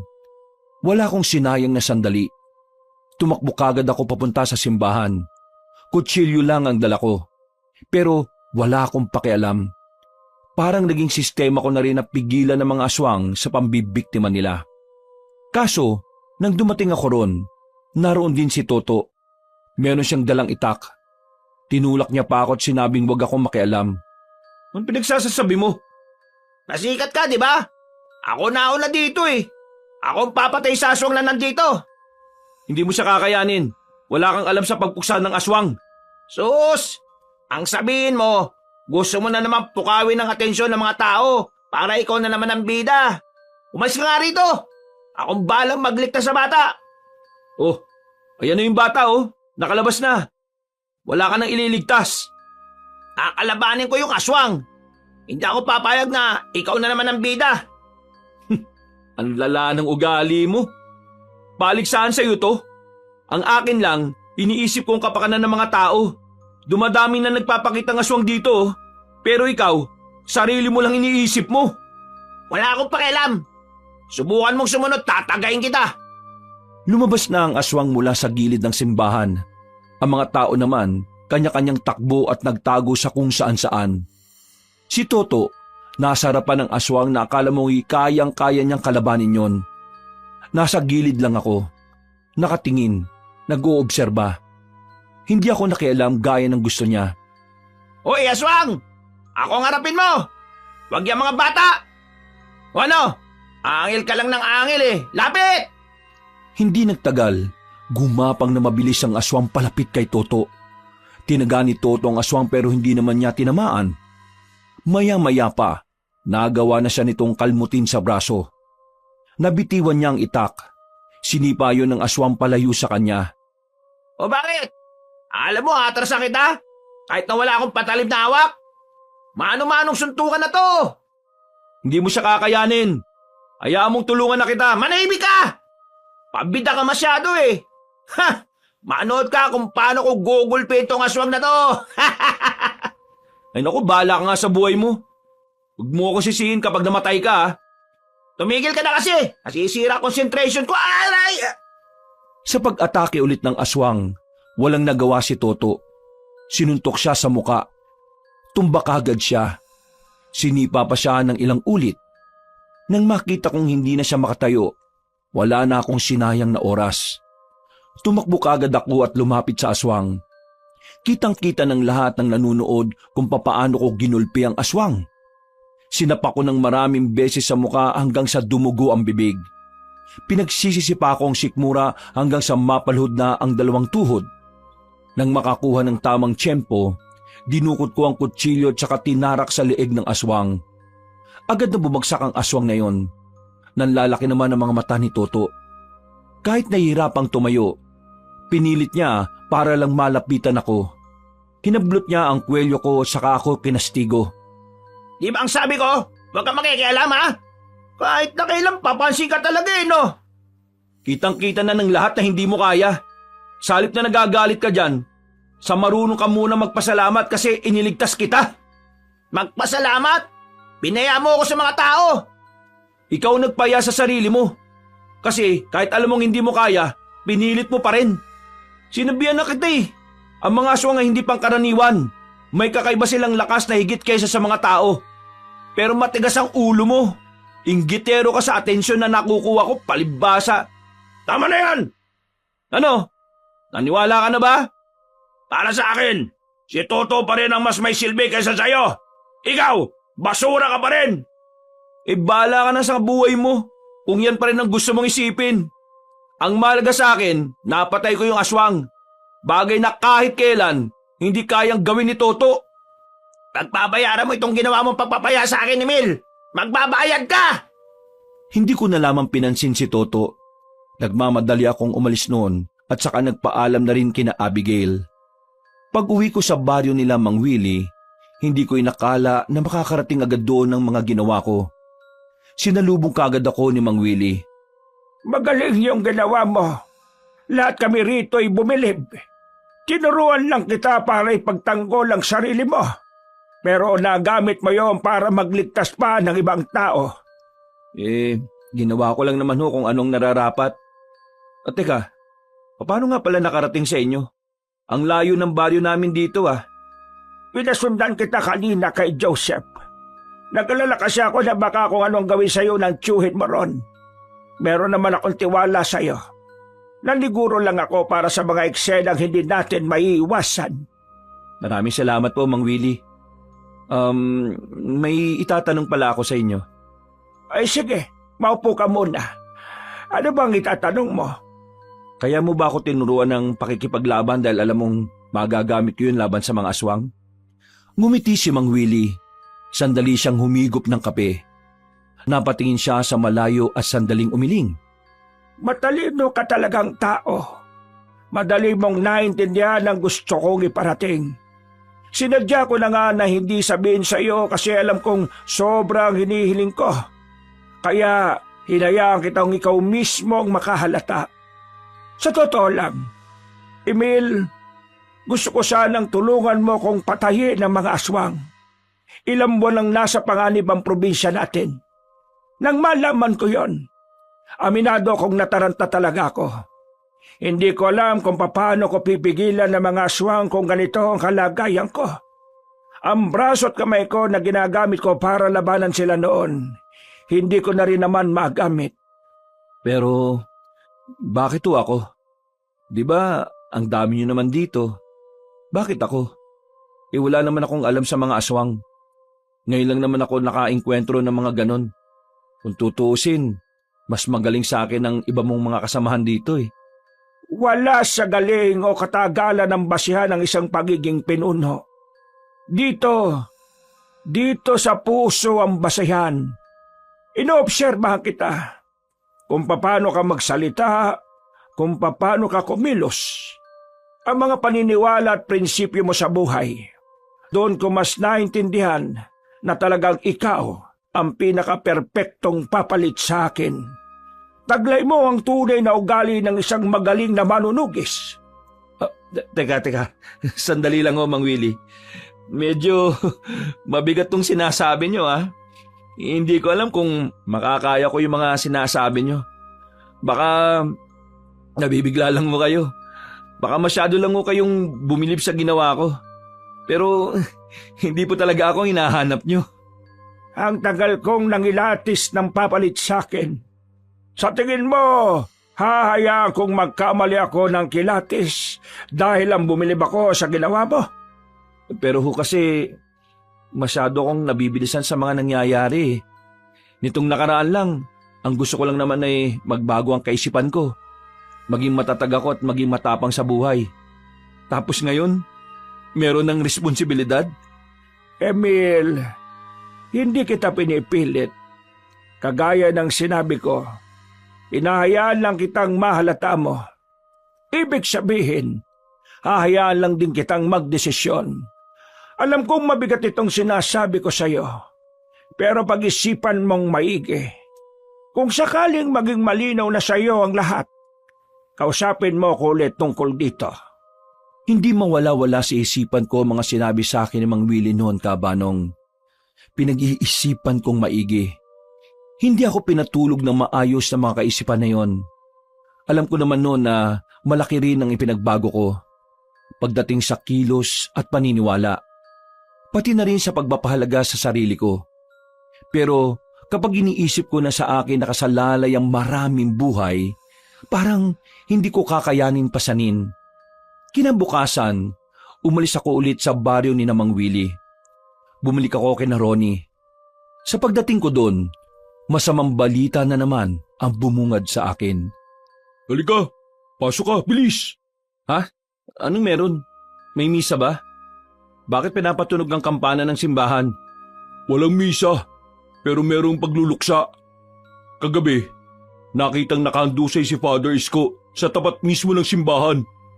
Ang sabi ng mga madre, merong isang lalaking umaaligid sa simbahan. Nahalata yata ni Father na aswang yun. Sinubukan niya raw kalabanin, pero hindi niya kinaya eh. Ayun, napatay siya. Tapos, natangay pa yung isang madre. Grabe na palang nangyayari dito sa inyo. Palala na ng palala. Alam mo bang sa amin, merong mga aswang din na dumating. Tinangkang kunin yung pamangkin ng kaibigan ko. At sa may simbahan din, munti ka na rin makuha yung batang lalaki. Eh anong nangyari? Napatay ba yung aswang? Oo, napatay ko. Ha? Napatay mo? Ibig mong sabihin, ikaw yung pumatay? Oo. Ako rin yung nagligtas sa mga batang dinukot at dinala sa gubat. Teka tol. Hindi ko maintindihan eh. Paano mo nagagawang kalabanin ng mga aswang? Ganun ka na ba kaastig? Yung mga tumulong sa akin para maging ganito ko, kumakalaban sila ng mga aswang. Sila ang nagturo sa akin kung paano makipaglaban at makipagsabayan. Grabe! Astig naman yan, tol. Parang gusto ko rin magpaturo ah. Para naman maprotektahan ko yung mga kamag-anak ko rito. Takot na sila eh. Hindi na nga lumalabas ang karamihan sa kanila. Ako at ang ibang pinsan ko na lang na lalaki ang nagkukusang bilhan sila ng mga pangangailangan nila eh. Tol, yung mga pinsan mong lalaki, papuntahin mo rito. Bakit? Anong gagawin natin? Ituturo ko sa inyo yung mga natutunan ko. Tuturuan ko kayong protektahan ng sarili nyo, pati na rin ang mga mahal nyo sa buhay. Nakita ko kaagad ang pananabik sa mata ni Ronnie. Parang biglang nawala ang pangamba at takot sa kanya. Hindi nga nagsayang ng oras si Ronnie. Pinapunta niya kaagad ang mga pinsan niya. Kahit na tirik ang araw, sinimulan namin ang pag-iensayo. May mga napapadaan na tao at nakikita kami. Kalaunan, naging interesado mga yon sa ginagawa namin. Kabanong, hindi ko inakala na ang pagtuturong ginawa ko kina Ronnie ay gugustuhin na rin ng iba. Nang matuto na sila Ronnie, sila na rin mismo ang nagturo sa iba nilang kalugar. Nakaramdam ng tuwa, pag-asa at kaganahan. Naisip ko na kung pwede kong gawin yon sa baryo nila Ronnie. Malamang sa malamang, pwede ko rin gawin yon sa baryong pinagmulan ko. Lalo na't kailangan talaga nilang matuto kung paano labanan ng mga aswang. Makalipas ang ilang araw, nagkaroon ng magandang epekto ang ginawa namin nila Ronnie. Karamihan sa mga lalaki sa bawat pamilya roon, malalakas na ang loob. Handa na silang tumindig para labanan ng mga aswang. Natuwa naman ako. Kaya ang naisip ko, pumunta na rin sa baryo namin. Sinamahan ako ni Ronnie sa unang pagkakataon. Ito yung unang beses ko na makakarating sa inyo. Ipakita mo sa akin yung chewin mo ha. Uuntog ko sa muscles ko. Nakakatawa ka talaga. Hindi na kailangan yun. Yung mga ganong klase ng tao, hindi na dapat natin pinagsasayangan ng oras yun. Inainis pa rin kasi ako kapag naaalala ko kung paano kanya ginagawang basura eh. Ayos na yun sa akin. Hindi naman nila mauulit yun eh. Kita mo naman siguro kung ano na ako ngayon. Oh, yun na yung kanto. Tara, bilisan na natin. Oo, gagabi na rin eh. Napatigil kami sa paglalakad nang biglang lumabas si Toto mula sa mga halamanan. Akala ko nung una ay mangungulit lang siya. Hindi na lang sana namin siya papansinin. Pero nagulat ako nang bigla na lang siyang maglabas ng baril. Aminadong kinabahan din ako, Kabanong. Alam kong sa isang galaw niya lang ng gatilyo, pwedeng yun na ang huling oras ko sa mundo. Mayabang ka, di ba? Ha? Pinaya mo ako sa harapan ng maraming tao. At lalong-lalo na sa babaeng gusto ko. Hindi nga kita pinahiya. Sinabihan na kita una pa lang na hindi mo kakayanin ng aswang. Pero hindi ka nakinig eh. Pero nakialam ka pa rin. At dahil sa pagiging bida-bida mo, ako nagmukhang mahina. Hindi ko kasalanan kung yan ang iniisip mo. Pero wala akong ginawang masama. Sa katunayan iniligtas pa nga kita eh. Sinasabi mong utang ko buhay ko sa'yo? Tarantado! Sinadya mo yan para magkaroon ako ng utang na loob sa'yo. At para gawin akong kahihiyan sa harap ng maraming tao. Tol, sino ba yung lalaking yan? Siya yung pinsan ko. Ikaw pala yung... Manahimik ka! Hindi kita kinakausap ha! Baka ikaw putokan ko nito! Baba mo na yan. Hindi maganda ang gagawin mo. Sarili mo lang ang masisira mo. Sirang-sira na ako mula nang ipahiya mo ako, Emil. Kaya wala na akong pakialam kung ano man mangyari pagkatapos kong ibaon sa ulo ang bala nitong baril ko. Makinig ka sa akin, Toto. Hindi ka mamamatay tao. Alam ko na gaya mo, biktima lang din ng pagiging demonyo ng tiyuhin natin. Hindi ako ang kalaban mo rito. Ang kalaban natin dito ay ang pagmamaltrato ni Tiyo at ang mga aswang na nagtatangkang hindi mo ako mauto, no? Tutuloy na kita, Emil! Nang biglang may narinig silang pag-iingay ng mga paniki at kalusko sa paligid. Tol, ano yun? Hindi ko rin alam, pero sa tingin ko, masamang babala yun. Oo, masamang babala talaga. Kasi mamamatay ka na ngayon. Napalingon kami lahat sa gilid nang biglang may lumabas na aswang. Dumiretso agad yon kay Toto. Agad naman niya itong pinaputukan. Ang kaso nga lang, hindi naman niya yun tinamaan. Sa halip, si Toto pa ang nadali sa bandang tagiliran. Dahil doon, nabitiwan niya ang baril. Napahiga siya. Hindi naman ako nagdalawang isip na puntahan siya. Sinipa akong aswang para mapalayo siya sa pinsan ko. Tol, ako nang bahala rito. Asikasuhin mo yung pinsan mong kupal. Sakit! Aray! May dugo! May dugo! Huwag ka masyadong gumalaw. Tatapalan ko muna yung sugat mo. Tumigil ka! Pinagbumukha mo na naman ako mahina eh. Wala akong pakialam kung anong gusto mong isipin. Basta gagawin ko to dahil ayaw kong mamatay ka. Wag! Tumimik ka nga. Pag hindi ka tumahimik, sasapakin ko yung mukha mo eh. Agad kong kinuha ang mga telang daladala ko. Habang si Ronnie naman, nakikipagpambuno na sa aswang. Nakampante naman ako sa kanya dahil nakita kong nagagamit niya ang mga pinag-aralan namin na galaw. Aray! Daan-daan lang naman, visit ka! Wala tayong oras para magdahan-dahan. Tiisin mo. Kala ko matapang ka. Aray! Ano ba yung nilalagay mo? Gamot. Para mamanhid at mapigilan ng pagdurugo. Bakit mo ba ginagawa to, ha? Bakit? Munti ka na nga kitang patayin kanina eh, tapos nililigtas mo na naman ako. Bakit ba? Bakit ba palagi mo nalang pinaparamdam sa akin na ako ang masama at ikaw mabuti? Ha? Bakit? Bakit? Hindi yun ang gusto kong iparamdam sa'yo. Gusto kong iparamdam sa'yo na pareho tayo. Pareho tayong biktima sa kasamaan ng tiyuhin natin. Gusto kong maramdaman mo na kasama mo ko kung sakaling gustuin mo na rin na matinong buhay. Alam ko, hindi tayo magkasundo.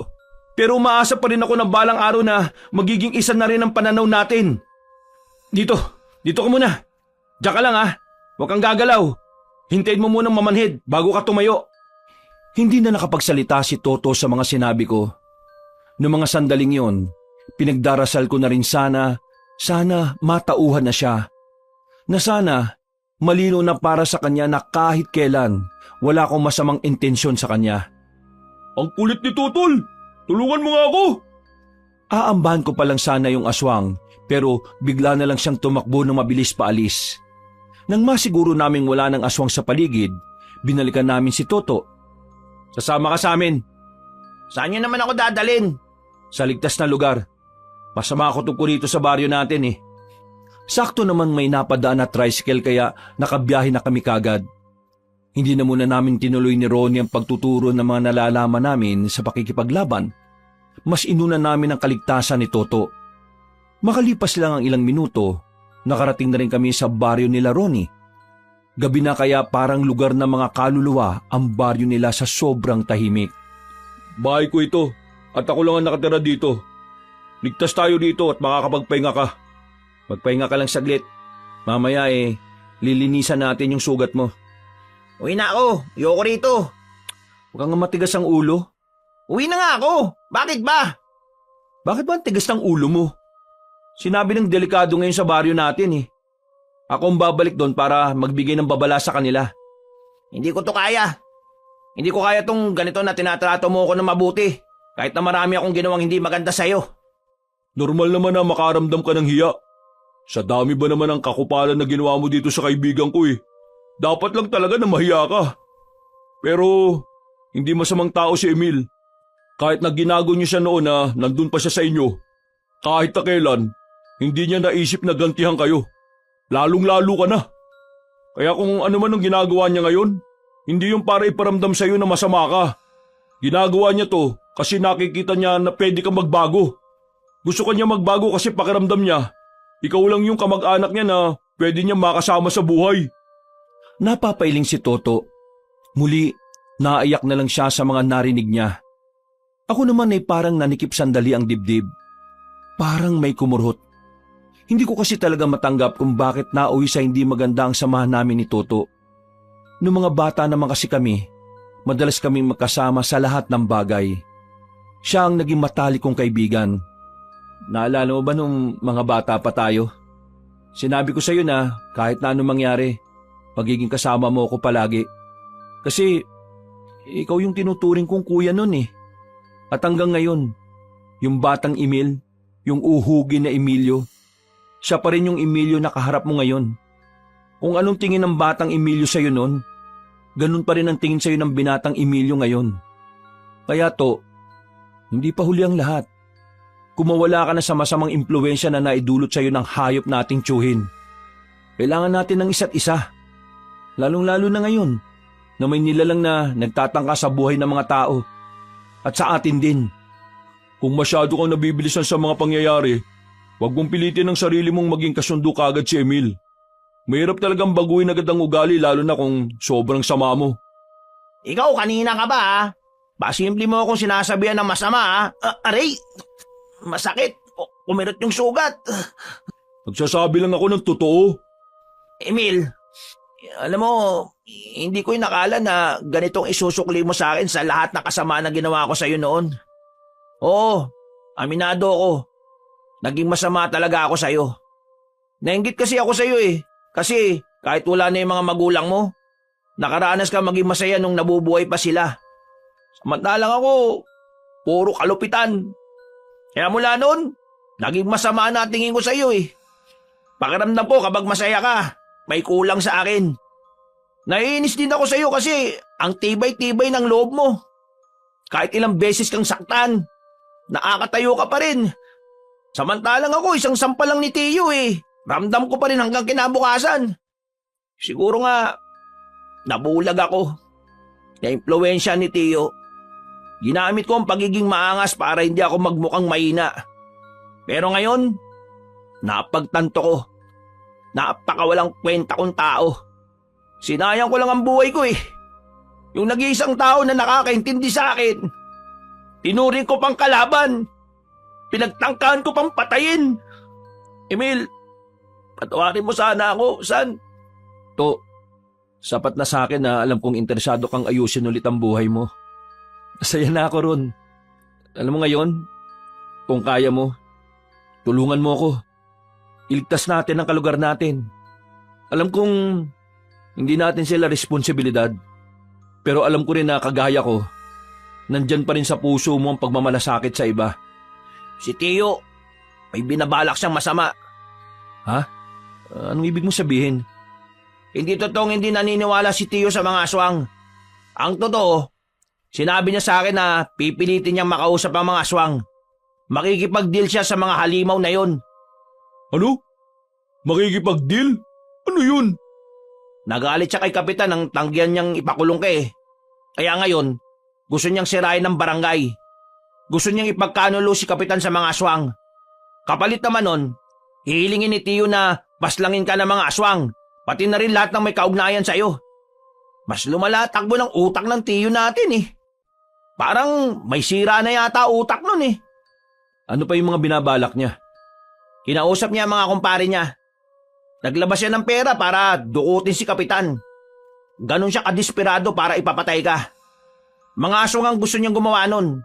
Tinanggihan na rin kasi siya ng mga kakilala niyang birador dahil hindi naman niya kayang bayaran yung mga yon. Kaya yung naisip niya, palit ulo, si Kapitan, tapos ikaw ang kapalit. Inimbitahan ni Tiyo si Kapitan na pumunta sa bahay. Pero ang totoo, dudukutin na nila at dadalhin sa mga aswang.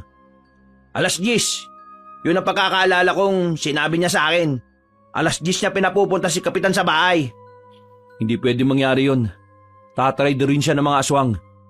Hindi makikipagkasundo ang mga aswang sa kanya dahil hindi naman siya kilala ng mga yun eh. Likas sa mga aswang ang pagiging mautak at mapanlin lang.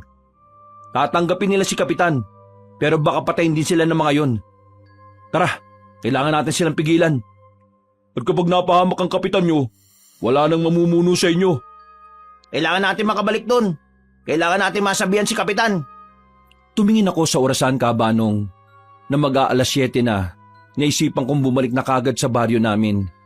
Ang kaso nga lang, bigla namang nagkaroon ng pag-atake sa baryo nila Ronnie. Kaya hindi kagad ako nakaalis. Oh, ano nangyayari? Dito ka lang, may mga aswang. Kasama ang baryong ito sa punterian nila eh. Ronnie, tara! Unahin mo muna kaya yung baryo nyo. Kailangan mong pigilan yung tiyuhin mo. May oras pa naman eh. Kailangan nating unahin muna kung ano ang nasa harapan natin. Paano ko? Kagaya ng sinabi ko kanina, magpahinga ka na muna rito. Mamaya pagkatapos ng gagawin namin, sasama ka sa akin at pipigilan natin si Tiyo. Uy, tiga, sandali! Mabilis kaming lumabas ni Ronnie. Nakasalubong namin ang mga pinsan niya. Magkakasama naming hinarap kung saan nagbumula ang ingay na narinig namin. Ilang sandali lang, narating na rin namin ang malaking bahay roon na pilit pinapasok ng mga aswang. Hindi na kami nagpatumpik-tumpik pa. Nilapitan namin ang mga yon. Pinagtatatagaan namin ang mga aswang.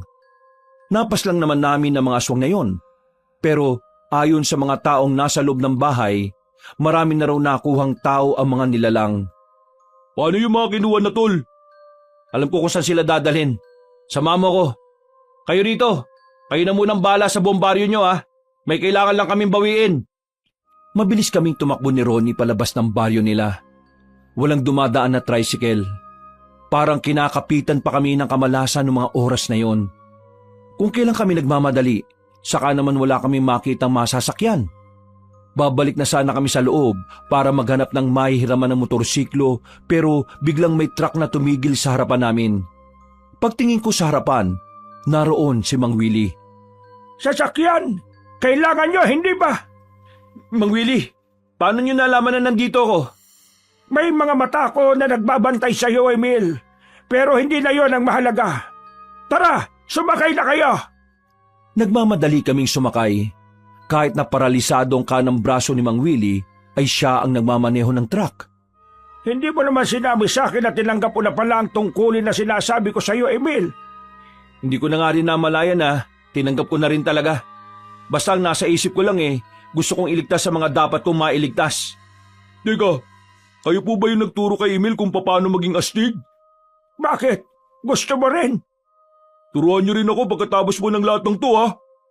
Dahil sa bilis ng pagpapatakbo ni Mang Willie ng truck, narating na rin namin ang baryo ng mga aswang. Ang lugar kung saan ako napadpad para sa isang alak na gusto ng tiyuhin ko. Pagbaba pa lang namin, naramdaman ko na kagad ang kilabot. Pero hindi na ako naduduwag sa pagkakataong ito. Mga kasama, sasamahan niyo si Emil. Siya ang magiging pinuno ninyo ngayon.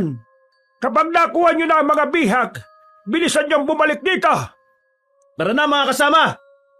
Nagmamadali kaming pumasok sa baryo ng mga aswang. Nang makita na namin ang mga kabahayan, walang sabi-sabi na binuhusan namin ang daa sa mga yon at saka sinilaban. Ang malaking apoy na nalika namin ang siyang nakapukaw sa atensyon ng mga aswang na nagtitipo ng oras na yon. Kasunod nito, nakarinig na kami ng malalakas na angil. Ito na yata yung tunay na laban, tol! Kahit na anong mangyari huwag kang lalayo sa akin. Sige, tol! Pumalibot na ang mga aswang sa amin. Hindi nagtagal, agad nila kaming inatake. Dahil biyasa naman ang mga kasamahan ko, nagkusa silang harapin ng mga yun. habang kaming dalawa naman ni Ronnie ay pinauna na nila para hanapin ang bihag. Dumaan kami sa eskinita. Kalaunan, narinig na rin namin ang mga nag-iiyakan. Kutob namin na yun na ang mga taong kinuha nila. Pupuntahan na sana namin ang mga yon, pero hinarang kami ng isang aswang. Malaki ang katawan niya. Braso pa lang noon, parang hita na namin. Langya, laki ng katawan. Walang sinabi muscles ko. Huwag ka matakot dyan. Malaki lang katawan niyan pero mas mabilis tayong kumilos dyan. Tingnan mo tol, oh. Parang hindi niya tayo naintindihan. Banu yata to eh. Pagbilang ko ng 3, tatakbo tayo sa gilid ah. Iwasan natin siya. 1, 2, 3. Mabilis ang ginawa naming pagtakbo. Pero nagawa niya kaming hulihin. Nadakma niya kami sa damit. Binalibag niya kami na parabang mga manika. Tumama si Ronnie sa dingding ng bahay, habang ako naman ay tumama sa mga nakatambak na drum sa gilid. Tol, ano, ayos ka lang? Oo, ayos lang ako. Mukhang kailangan talaga nating harapin ang isang to. Ano, handa ka na ba? Sige, handang-handa na ako. Sabay naming inatake ang maskuladong aswang. Sa unang hataw, nakailag siya sa amin. Medyo nabigla ako sa kilos niya. Nagkamali ako. Hindi siya mabagal, kasing bilis siya ng mga aswang na nakaharap ko. Mabilis siya, marunong. Anong plano? Kailangan din natin bilisan. Kailangan natin siyang lituin sa mga galaw natin. Atake tayo. Pipilitin kong makarating sa likuran para mahati ang atensyon niya. Tingin ko, kaya natin siyang talunin kung nasa magkabilang anggulo tayo.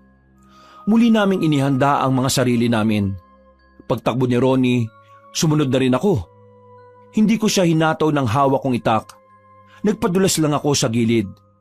Hindi niya ako nadakma kaya nakarating ako sa likuran niya. Pero si Ronnie ay nahawakan niya ulit. Hindi ako nagpabagal-bagal. Nang nasa likuran na ako ng aswang, sinaksak ko siya gamit ang itak. Nabitiwan naman niya si Ronnie. Ronnie, ikaw naman! Gusto ko to! Tinaga niya ang aswang sa kanang braso at kamay. Dahil sa ginawa niya, hindi na niya kami nadakma ng maayos. Nang mapansin namin na bumagal na siya, sinundan namin ang sinundan ng pag-atake. Tinadtad namin siya ng hiwa sa katawan, hanggang sa tuluyan na nga siyang bumagsak. Galing ng utak mo, tol! Idol ka talaga! Magaling ka rin naman, tol eh. Ayos! Mabilis kaming tumakbo patungo sa mga naririnig naming nag-iiyakan. Inabutan namin sila sa isang malaking kulungan na yari sa makakapal na sanga. Malaki pa ang kadena at kandado doon. Kalma, kalma. Huwag na kayo umiyak. Kailangan nyo manahimik para makalis tayo ng ligtas dito. Itatakas namin kayo rito. Gamit ang itak na hawak namin, inunti-unti naming tapyasin ang mga sanga. 5 minuto lang ay nakagawa na rin kami ng lagusan nila. Nang mapalabas na namin silang lahat, ay agad na rin kaming umalis doon. Habang tumatakas kami, maririnig pa rin ang mga hiyaw at angil ng mga aswang sa paligid. Kaya naman, sa ibang direksyon namin idinaan ang mga kasama namin. Masukal, masikip at madilim. Doon kami sumuot para lang makaiwas sa labanan ng mga manunugis at aswang. Hindi nagtagal, nakita na rin namin ang truck sa tapat. Ito na ang lahat ng bihag. Wala nang naiwan. Sige, akyat na sa likod. Malawak dyan. Kaasya kayong lahat. Tol, paano yung iba nating kasama na nakikipaglaban pa rin? Kinuha ni Mang Willie ang maliit na kampana at ipinatunog yun. Ilang sandali lang, naglabasan na rin sa baryo mga manunugis. Walang nabawas kahit isa sa kanila. Sa katunayan, wala man lang silang galos kahit na kaunti. Akala namin noon ay aalis na kami. Pero naglabas ng mga pana ang mga kasama namin. Pinagtititiran nila ng palaso ang mga aswang na nagtangkang sumunod sa amin. Naubos sa mga aswang doon. Wala kaming itinira kahit na isa. Pero hindi kami naging kampante. Dahil sa mga oras na yon, alam namin gumagala ng iba pang mga aswang sa baryo. Pasado 9:00 na noon. 1 oras na lang ay matutuloy na ang pinaplano ng tiyuhin ko. Kailangan ko makarating sa baryo bago mag-10:00. Kung hindi, mapapahamak ang kapitan namin. Ang kaso nga lang, sa kalagitnaan ng biyahe ay biglang namatay ang makina ng truck. Anong problema? Hindi ko rin alam eh. May oras kaming hinahabol, Manong. Anong oras? Bago mag-alas 10, dapat makabalik na ako sa baryo namin. Nasa panganib ang buhay na kapitan namin eh. Teka, susubukan kong paandarin. Pero kahit na anong gawin ni Mang Willie, hindi pa rin gumagana ang makina. Kinakabahan na ako ng mga oras na yon, Kabanong. Wala pang dumaraan na sasakyan na pwede naming hinga ng tulong. Tol, kalahating oras na tayo dito. May 20 minutos na lang tayo para makaabot. Kung hindi pa gagana yan, wala na tayo magagawa. Hindi pwede. Magdasal tayo na sana may mangyaring himala ngayon. Isip. Kailangan natin makapag-isip. Tama! Ha? Tama ang alin? Meron tayong nadaan ng bahay kanina. May nakita ko nakaparadang tricycle doon. Balikan natin. Malapit lang yun dito. Kaya nating takbuhin. O sige, ayos! Nagpaalam na muna kami kay Mang Willie nung mga oras na yon. Binilisan namin ng takbo hanggang sa mabalikan nga namin ang bahay kung saan naroon ang tricycle. Nakausap namin ang may-ari. Ayaw pa kaming pansinin nung una, pero nang pakitaan ni Ronnie ng pera, nagmamadaling pinaandar ng matanda ang tricycle niya. Buti na lang talaga mukhang pera yung driver. Kung hindi kami makakabalik ng baryo. 5 minuto na lang ang natitirang oras. Pinuntahan kaagad namin ang bahay nila kapitan. Pero ang sabi ni Abigail ay lumabas na ang tatay niya papunta sa bahay ni Tiyo. Pagdating namin doon, nakita naming nakatali na mga kamay ni kapitan sa likuran at nakatapal na rin ng tape ang bibig. Ako naman ang kailangan mo, di ba? Pakawalan mo na yan si kapitan. Oh, ha! Ang magaling kong pamangkin. Paano mo nalaman na ikaw ang kailangan ko? Hindi na mahalaga yon. Ang mahalaga, nandito na ako. Di ba gusto mo akong ipapatay sa mga aswang? Nakakatawa ka. Sa sobrang takot mong madungisan ng madungis mo ng pangalan, hindi mo kayang patayin gamit ang sarili mong kamay. Iuutos mo ba sa mga nilalang na hindi mo nang pinaniniwalaan noon? At gagamitin mo pa si kapitan bilang kapalit ng ulo ko? Ah, yung walang kwentang si Toto na yun ang nagsabi sa iyo, ano? Bakit? Nagkasundo na ba kayong dalawa? Pakawalan mo na si kapitan. Akong ipalit mo sa kanya. Kasama! Binabata yata tayo ng tangang to eh. Ano ang akala sa akin ito? Tanga? Nandito ka na rin at nandito na rin si kapitan. Bakit hindi na lang kayong dalawang kunin ko? Total, itong si kapitan eh, binwisit ako at tinabla ko eh. Isasabay ko na kayong dalawa para sabay na rin kayong umakyat sa langit. Bigla na lang akong tinutukan ng baril ng mga kasamahan niya. Si Ronnie naman ay hinablot ng isa at saka pinadapa sa lupa. Napakasama mo talaga kahit na kailan. Wala ka talagang pagbabago. Bakit naman ako magbabago? Sa ganitong ugali ako masaya. Ang pagbabago, para lang yan sa mahihinang tao. Sige na mga pare, kunin nyo na itong pamangkin ko. Hindi na tayo tutuloy sa pakikipag-usap sa mga aswang. Yang kasama ng pamangkin ko, igapos nyo rin. Ang pangit ng mukha eh. Huh, nagsalita yung gwapo. Manimik ka! Kung ayaw mong unahin kita. Wala na akong nagawa noon, Kabanong. Ginapos na rin nila ako sa hagdanan. Kahanay ko si kapitan. Ang pagkakarinig ko, balak nila kaming pahirapan muna bago tuluyang tudasin.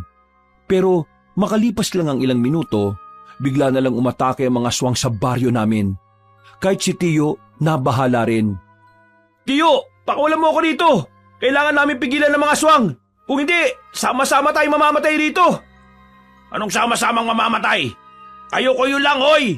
Aalis ako rito. Bahala na kayo sa mga buhay nyo. Bahala na kayong lapahin ng mga lintik na aswang na yan. Tumatawa-tawa pa si Tiyo nang bitbit niya ang mga bag niya. Kahit na anong pakiusap namin sa kanila, wala na silang pakialam. Iniwan nila kami roon para ipaubaya na sa mga aswang. Para sa tiyuhin ko, mas masaklap kung mamamatay kami dahil sa mga aswang. Napakasama talaga ng tiyuhin mo, no? Sira ulo. Sana, hindi na siya tanggapin sa langit. Palakas na ng palakas ang hiyawan ng mga tao. Kailangan na nila tayo. Hindi ako pwede mamatay dito. Ipinikit ko na lang ang mga mata ko. Sinubukan kong manalangin. Humiling ako ng himala habang naririnig ko ang malalakas na angil ng mga aswang sa baryo namin. Maya-maya lang, narinig ko ang boses ni Toto. Visit talaga si Tiyo, kahit kailan demonyo talaga eh. Toto! Mamaya na tayo mag-usap. Kailangan na kayo ng mga tao. Tinanggal niya ang tali naming tatlo. Kinuha na rin namin ang itak namin. Sa mga oras na yon ay muli akong nabuhayan ng loob. Insan, ikaw na munang bahala kay Kapitan ha. Kahit na anong mangyari, huwag kayong magpapahuli sa mga aswang. Kailangan na namin puntahan ng mga tao.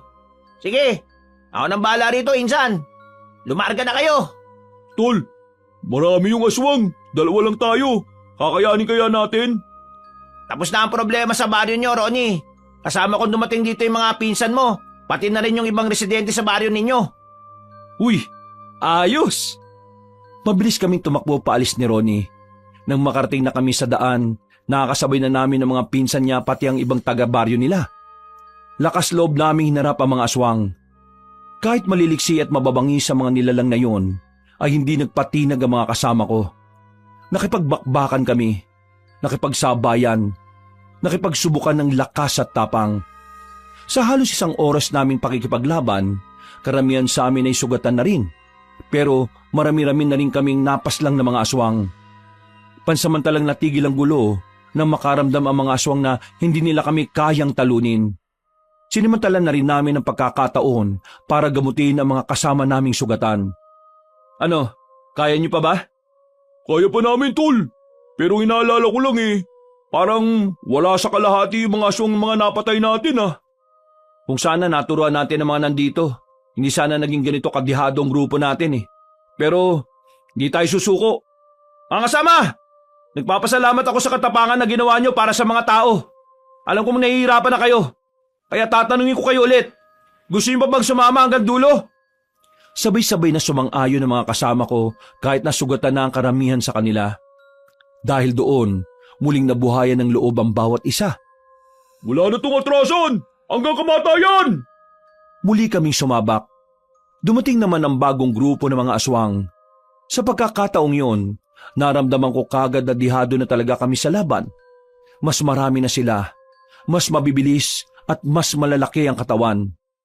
Aatake na sana sila sa amin nang biglang dumating ang grupo ni Mang Willie. Mas lalong tumaas ang moral namin noong mga sandaling yon. Kitang-kita naman sa mga aswang ang kanilang pagkabahala. Maraming salamat, Mang Willie! Mamaya ka na magpasalamat. Yung pinuno ng mga aswang ang unahin mo. Wala siya rito. Alam niya na siguro na ikaw ang nangunguna sa mga kasama mo. Isa lang ang ibig sabihin niya ni Mil. Naghahanap siya ngayon ng kahinaan mo.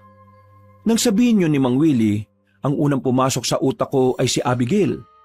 Wala na akong sinayang na sandali. Kumaripas ako ng takbo kahit na marami pa rin akong sugat. Pagdating ko sa bahay nila Abigail, inabutan ko roon ng 3 tao na nakagapos sa tapat. Si Toto, si Kapitan at si Abigail. Sa puntong yon, may sugat na sa ulo si Kapitan at wala na ring malay. Nagkita tayo ulit, binata. Hindi ko akalain na magiging manhunugis ka. Nung uling pagkikita natin para kang basang sisiw na walang kayang gawin. Huwag mo silang idamay. Wala silang kinalaman dito. Magaling ka. Mahusay.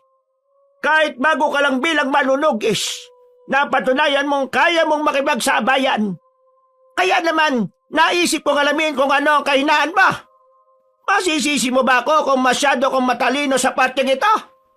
Anong kailangan mo? Ang kailangan ko'y ikaw. At ikaw matanda ka. Kailangan ko kayong burahin dahil kayong dalawa lang ang banta sa aming lahi. Hindi ko na mapapakinambangan ng kanang braso ko. Kaya paano ako magiging banta sa iyo? Braso lang ang may problema sa iyo. Pero gumagana pa rin ng maayos ang utak mo. Sige, lumuhod kayo. Anong binabalak mo? Kung gusto niyong mabuhay ang 3 ito, lumuhod kayo at sabihin kayo na lang ang paslangin ko kesa sa kanila. Huwag kang makikinig sa matandang to, Insan. Isa lang yan. 3 kayo. Huwag niyo kaming isipin. Mas mahalaga ang buhay ng maraming tao. Kapag nagkamali kayo ng sagot, madali kong papaslangin ang 3 ito. Hindi niyo alam ang kaya kong gawin. Nagkatinginan kami ni Mang Willie. Sinusubukan naming mag-usap gamit ang mga tingin. Pero wala kaming mabuong plano. Nakatutok ang mahabang kuko ng matanda kina Toto. Kaunting galaw lang namin ay patay sila. Kami na lang ang paslangin mo, wag na sila. Lumuhod kami sa harapan niya. Yumuko kami para ihanda ang leeg namin na ayon sa kanya, pasisiritin niya ang dugo gamit ang kuko niya. Uy! Anong ginagawa nyo, insan? Buwag ba kayo? Kapag nawala kayo, sino nga asahan ng mga tao dito? Mabuti naman at tama ang ginawa niyong desisyon. Lumapit sa amin ang matandang babae. Nang masiguro naming hindi na niya maaabot sila Toto, mabilis kong hinugot ang kutsilyo sa tagiliran ko at saka sinaksak sa binti ang aswang.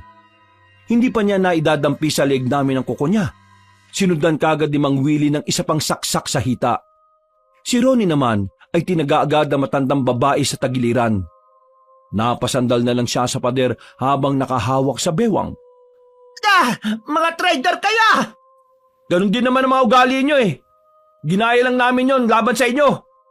Ang ideya ng pagbihag ng mga taong walang kalaban-laban, nagpapatunay lang na wala kang kayang gawin. Hindi mo kakayanin si Emil kung magtatabat kayong dalawa. Kaya naisip mong gamitin ang kahinaan niya. Yun ang malaking pagkakamaling ginawa mo. Masyado mong minaliit ang kalaban mo. Hindi mo muna kinilala ng lubos. Hindi na mangyayari ang pag-aalay na binabalak nyo. Sa madaling salita, hindi na kayo aabot sa araw kung saan ay magiging malakas kayo. Hindi ako matatalo ngayon. Ipagpapatuloy ko pa ang nasimulang layunin ng aming lahi. Hindi na maitutuloy yun, tanda. Tanggapin mo na ang katotohanan. Dito na kayo magtatapos. Itinarak ko na ang itak na hawak-hawak ko. Agad din naman binawian ng buhay ang pinuno ng mga aswang. Kasunod ng pagpaslang namin sa kanya ay ang pagkapanalo ng mga kasama namin sa laban nila sa mga natitirang aswang. Sabay-sabay na sinunog ang bangkay ng mga nilalang. Emil, proud na proud ako sa ginawa mo. Alam kong meron kang potensyal, pero hinigitan mo ang inaasahan ko. Maraming salamat po, Mang Willie. Hindi mangyayari ang lahat ng ito kung hindi mo ko tinulungan na makilala ang tunay na ako. Palagi kong sinasabi, mas pasalamatan mo una ang Panginoon, pangalawa ang sarili mo. Dahil naniwala ka na kaya mo. Napayak na lang ako sa sobrang tuwa noon, Kabanong. Kahit kailan kasi, hindi ko naisip na darating ang araw na meron akong magagawang makabuluhan para sa mga tao. Matapos ang malaking problema na yon, naging maganda na rin ang samahan namin ng pinsan kong si Toto. Nagbagong buhay na rin siya. Sa katunayan, nagustuhan niya rin maging isang manunugis kagaya ko. Samantala, si Tio naman ay natagpo ang patay sa gilid ng kalsada. Lasog-lasog ang katawan niya. Kasama niya sa mga nasawi ang mga kaibigan niya. Hindi pa sila nakakalabas ng baryo, ang mga aswang na ang nagsilbi nilang karma. Samantala, nagkamabutihan naman kami ni Abigail. Naging boto na sa akin ang tatay niyang kapitan dahil sa pinakita kong katapangan para sa baryo namin. Kabanong, sa lahat ng nangyari sa buhay ko, napatunayan ko kahit na anong hirap pala ng pinagdaraanan natin, palaging may pintong nakabukas na nag-aabang sa atin. Kailangan lang talaga nating magtiwala sa sarili nating kakayahan. Kailangan lang talaga nating maniwala na kakayanin nating makabangon sa lahat ng pagkakadapa. Hanggang dito na lang po. Pinagpalang araw sa lahat ng mga kabangers at mga kayanggaw. Maraming salamat po sa inyong pakikinig. Mga kabangers, mga kayanggaw, si Kabanong po uli. Muli, nagpapasalamat po ako sa inyong pagsubaybay sa kwento natin ngayong araw na ito. Sana po naibigan niyo po ang ating kwento. Kaya sana'y huwag niyong kalimutan pong mag-comment at pindutin niyo po yung like button. Ngayon kung medyo nabitin po kayo sa kwento natin iniimbitahan ko po kayong bisitahin kaagad natin yung iba pa natin mga channel. Yung Pamela Clamil kung saan nagnanarita ko bilang Lolo Pael at bilang ako rin bilang Kabanong. Konti pa lang po yung subscriber doon kaya sana'y mag-subscribe rin kayo doon at pindutin niyo po yung notification bell para lagi kayo nanonotify pag may mga bagong tayo mga videos doon. And don't forget to comment and like the video. At kung bitin pa rin po kayo, eto ang good news. Meron po tayong bagong channel, ang Kabanong version 2.0, kung saan meron na po tayong mga moving images doon. Kaya pwede na rin po kayong nanonood habang nakikinig po ng napakagandang kwento. Or pwede namang nakikinig lang kayo dahil meron po kayong ginagawa. Balikan nyo na lang po kung gusto nyo po mapanood. Sana po'y mag-subscribe rin po kayo doon para makasama kayo sa first 100,000 subscriber ng channel na yon. So, hanggang sa susunod na kwento, wakas,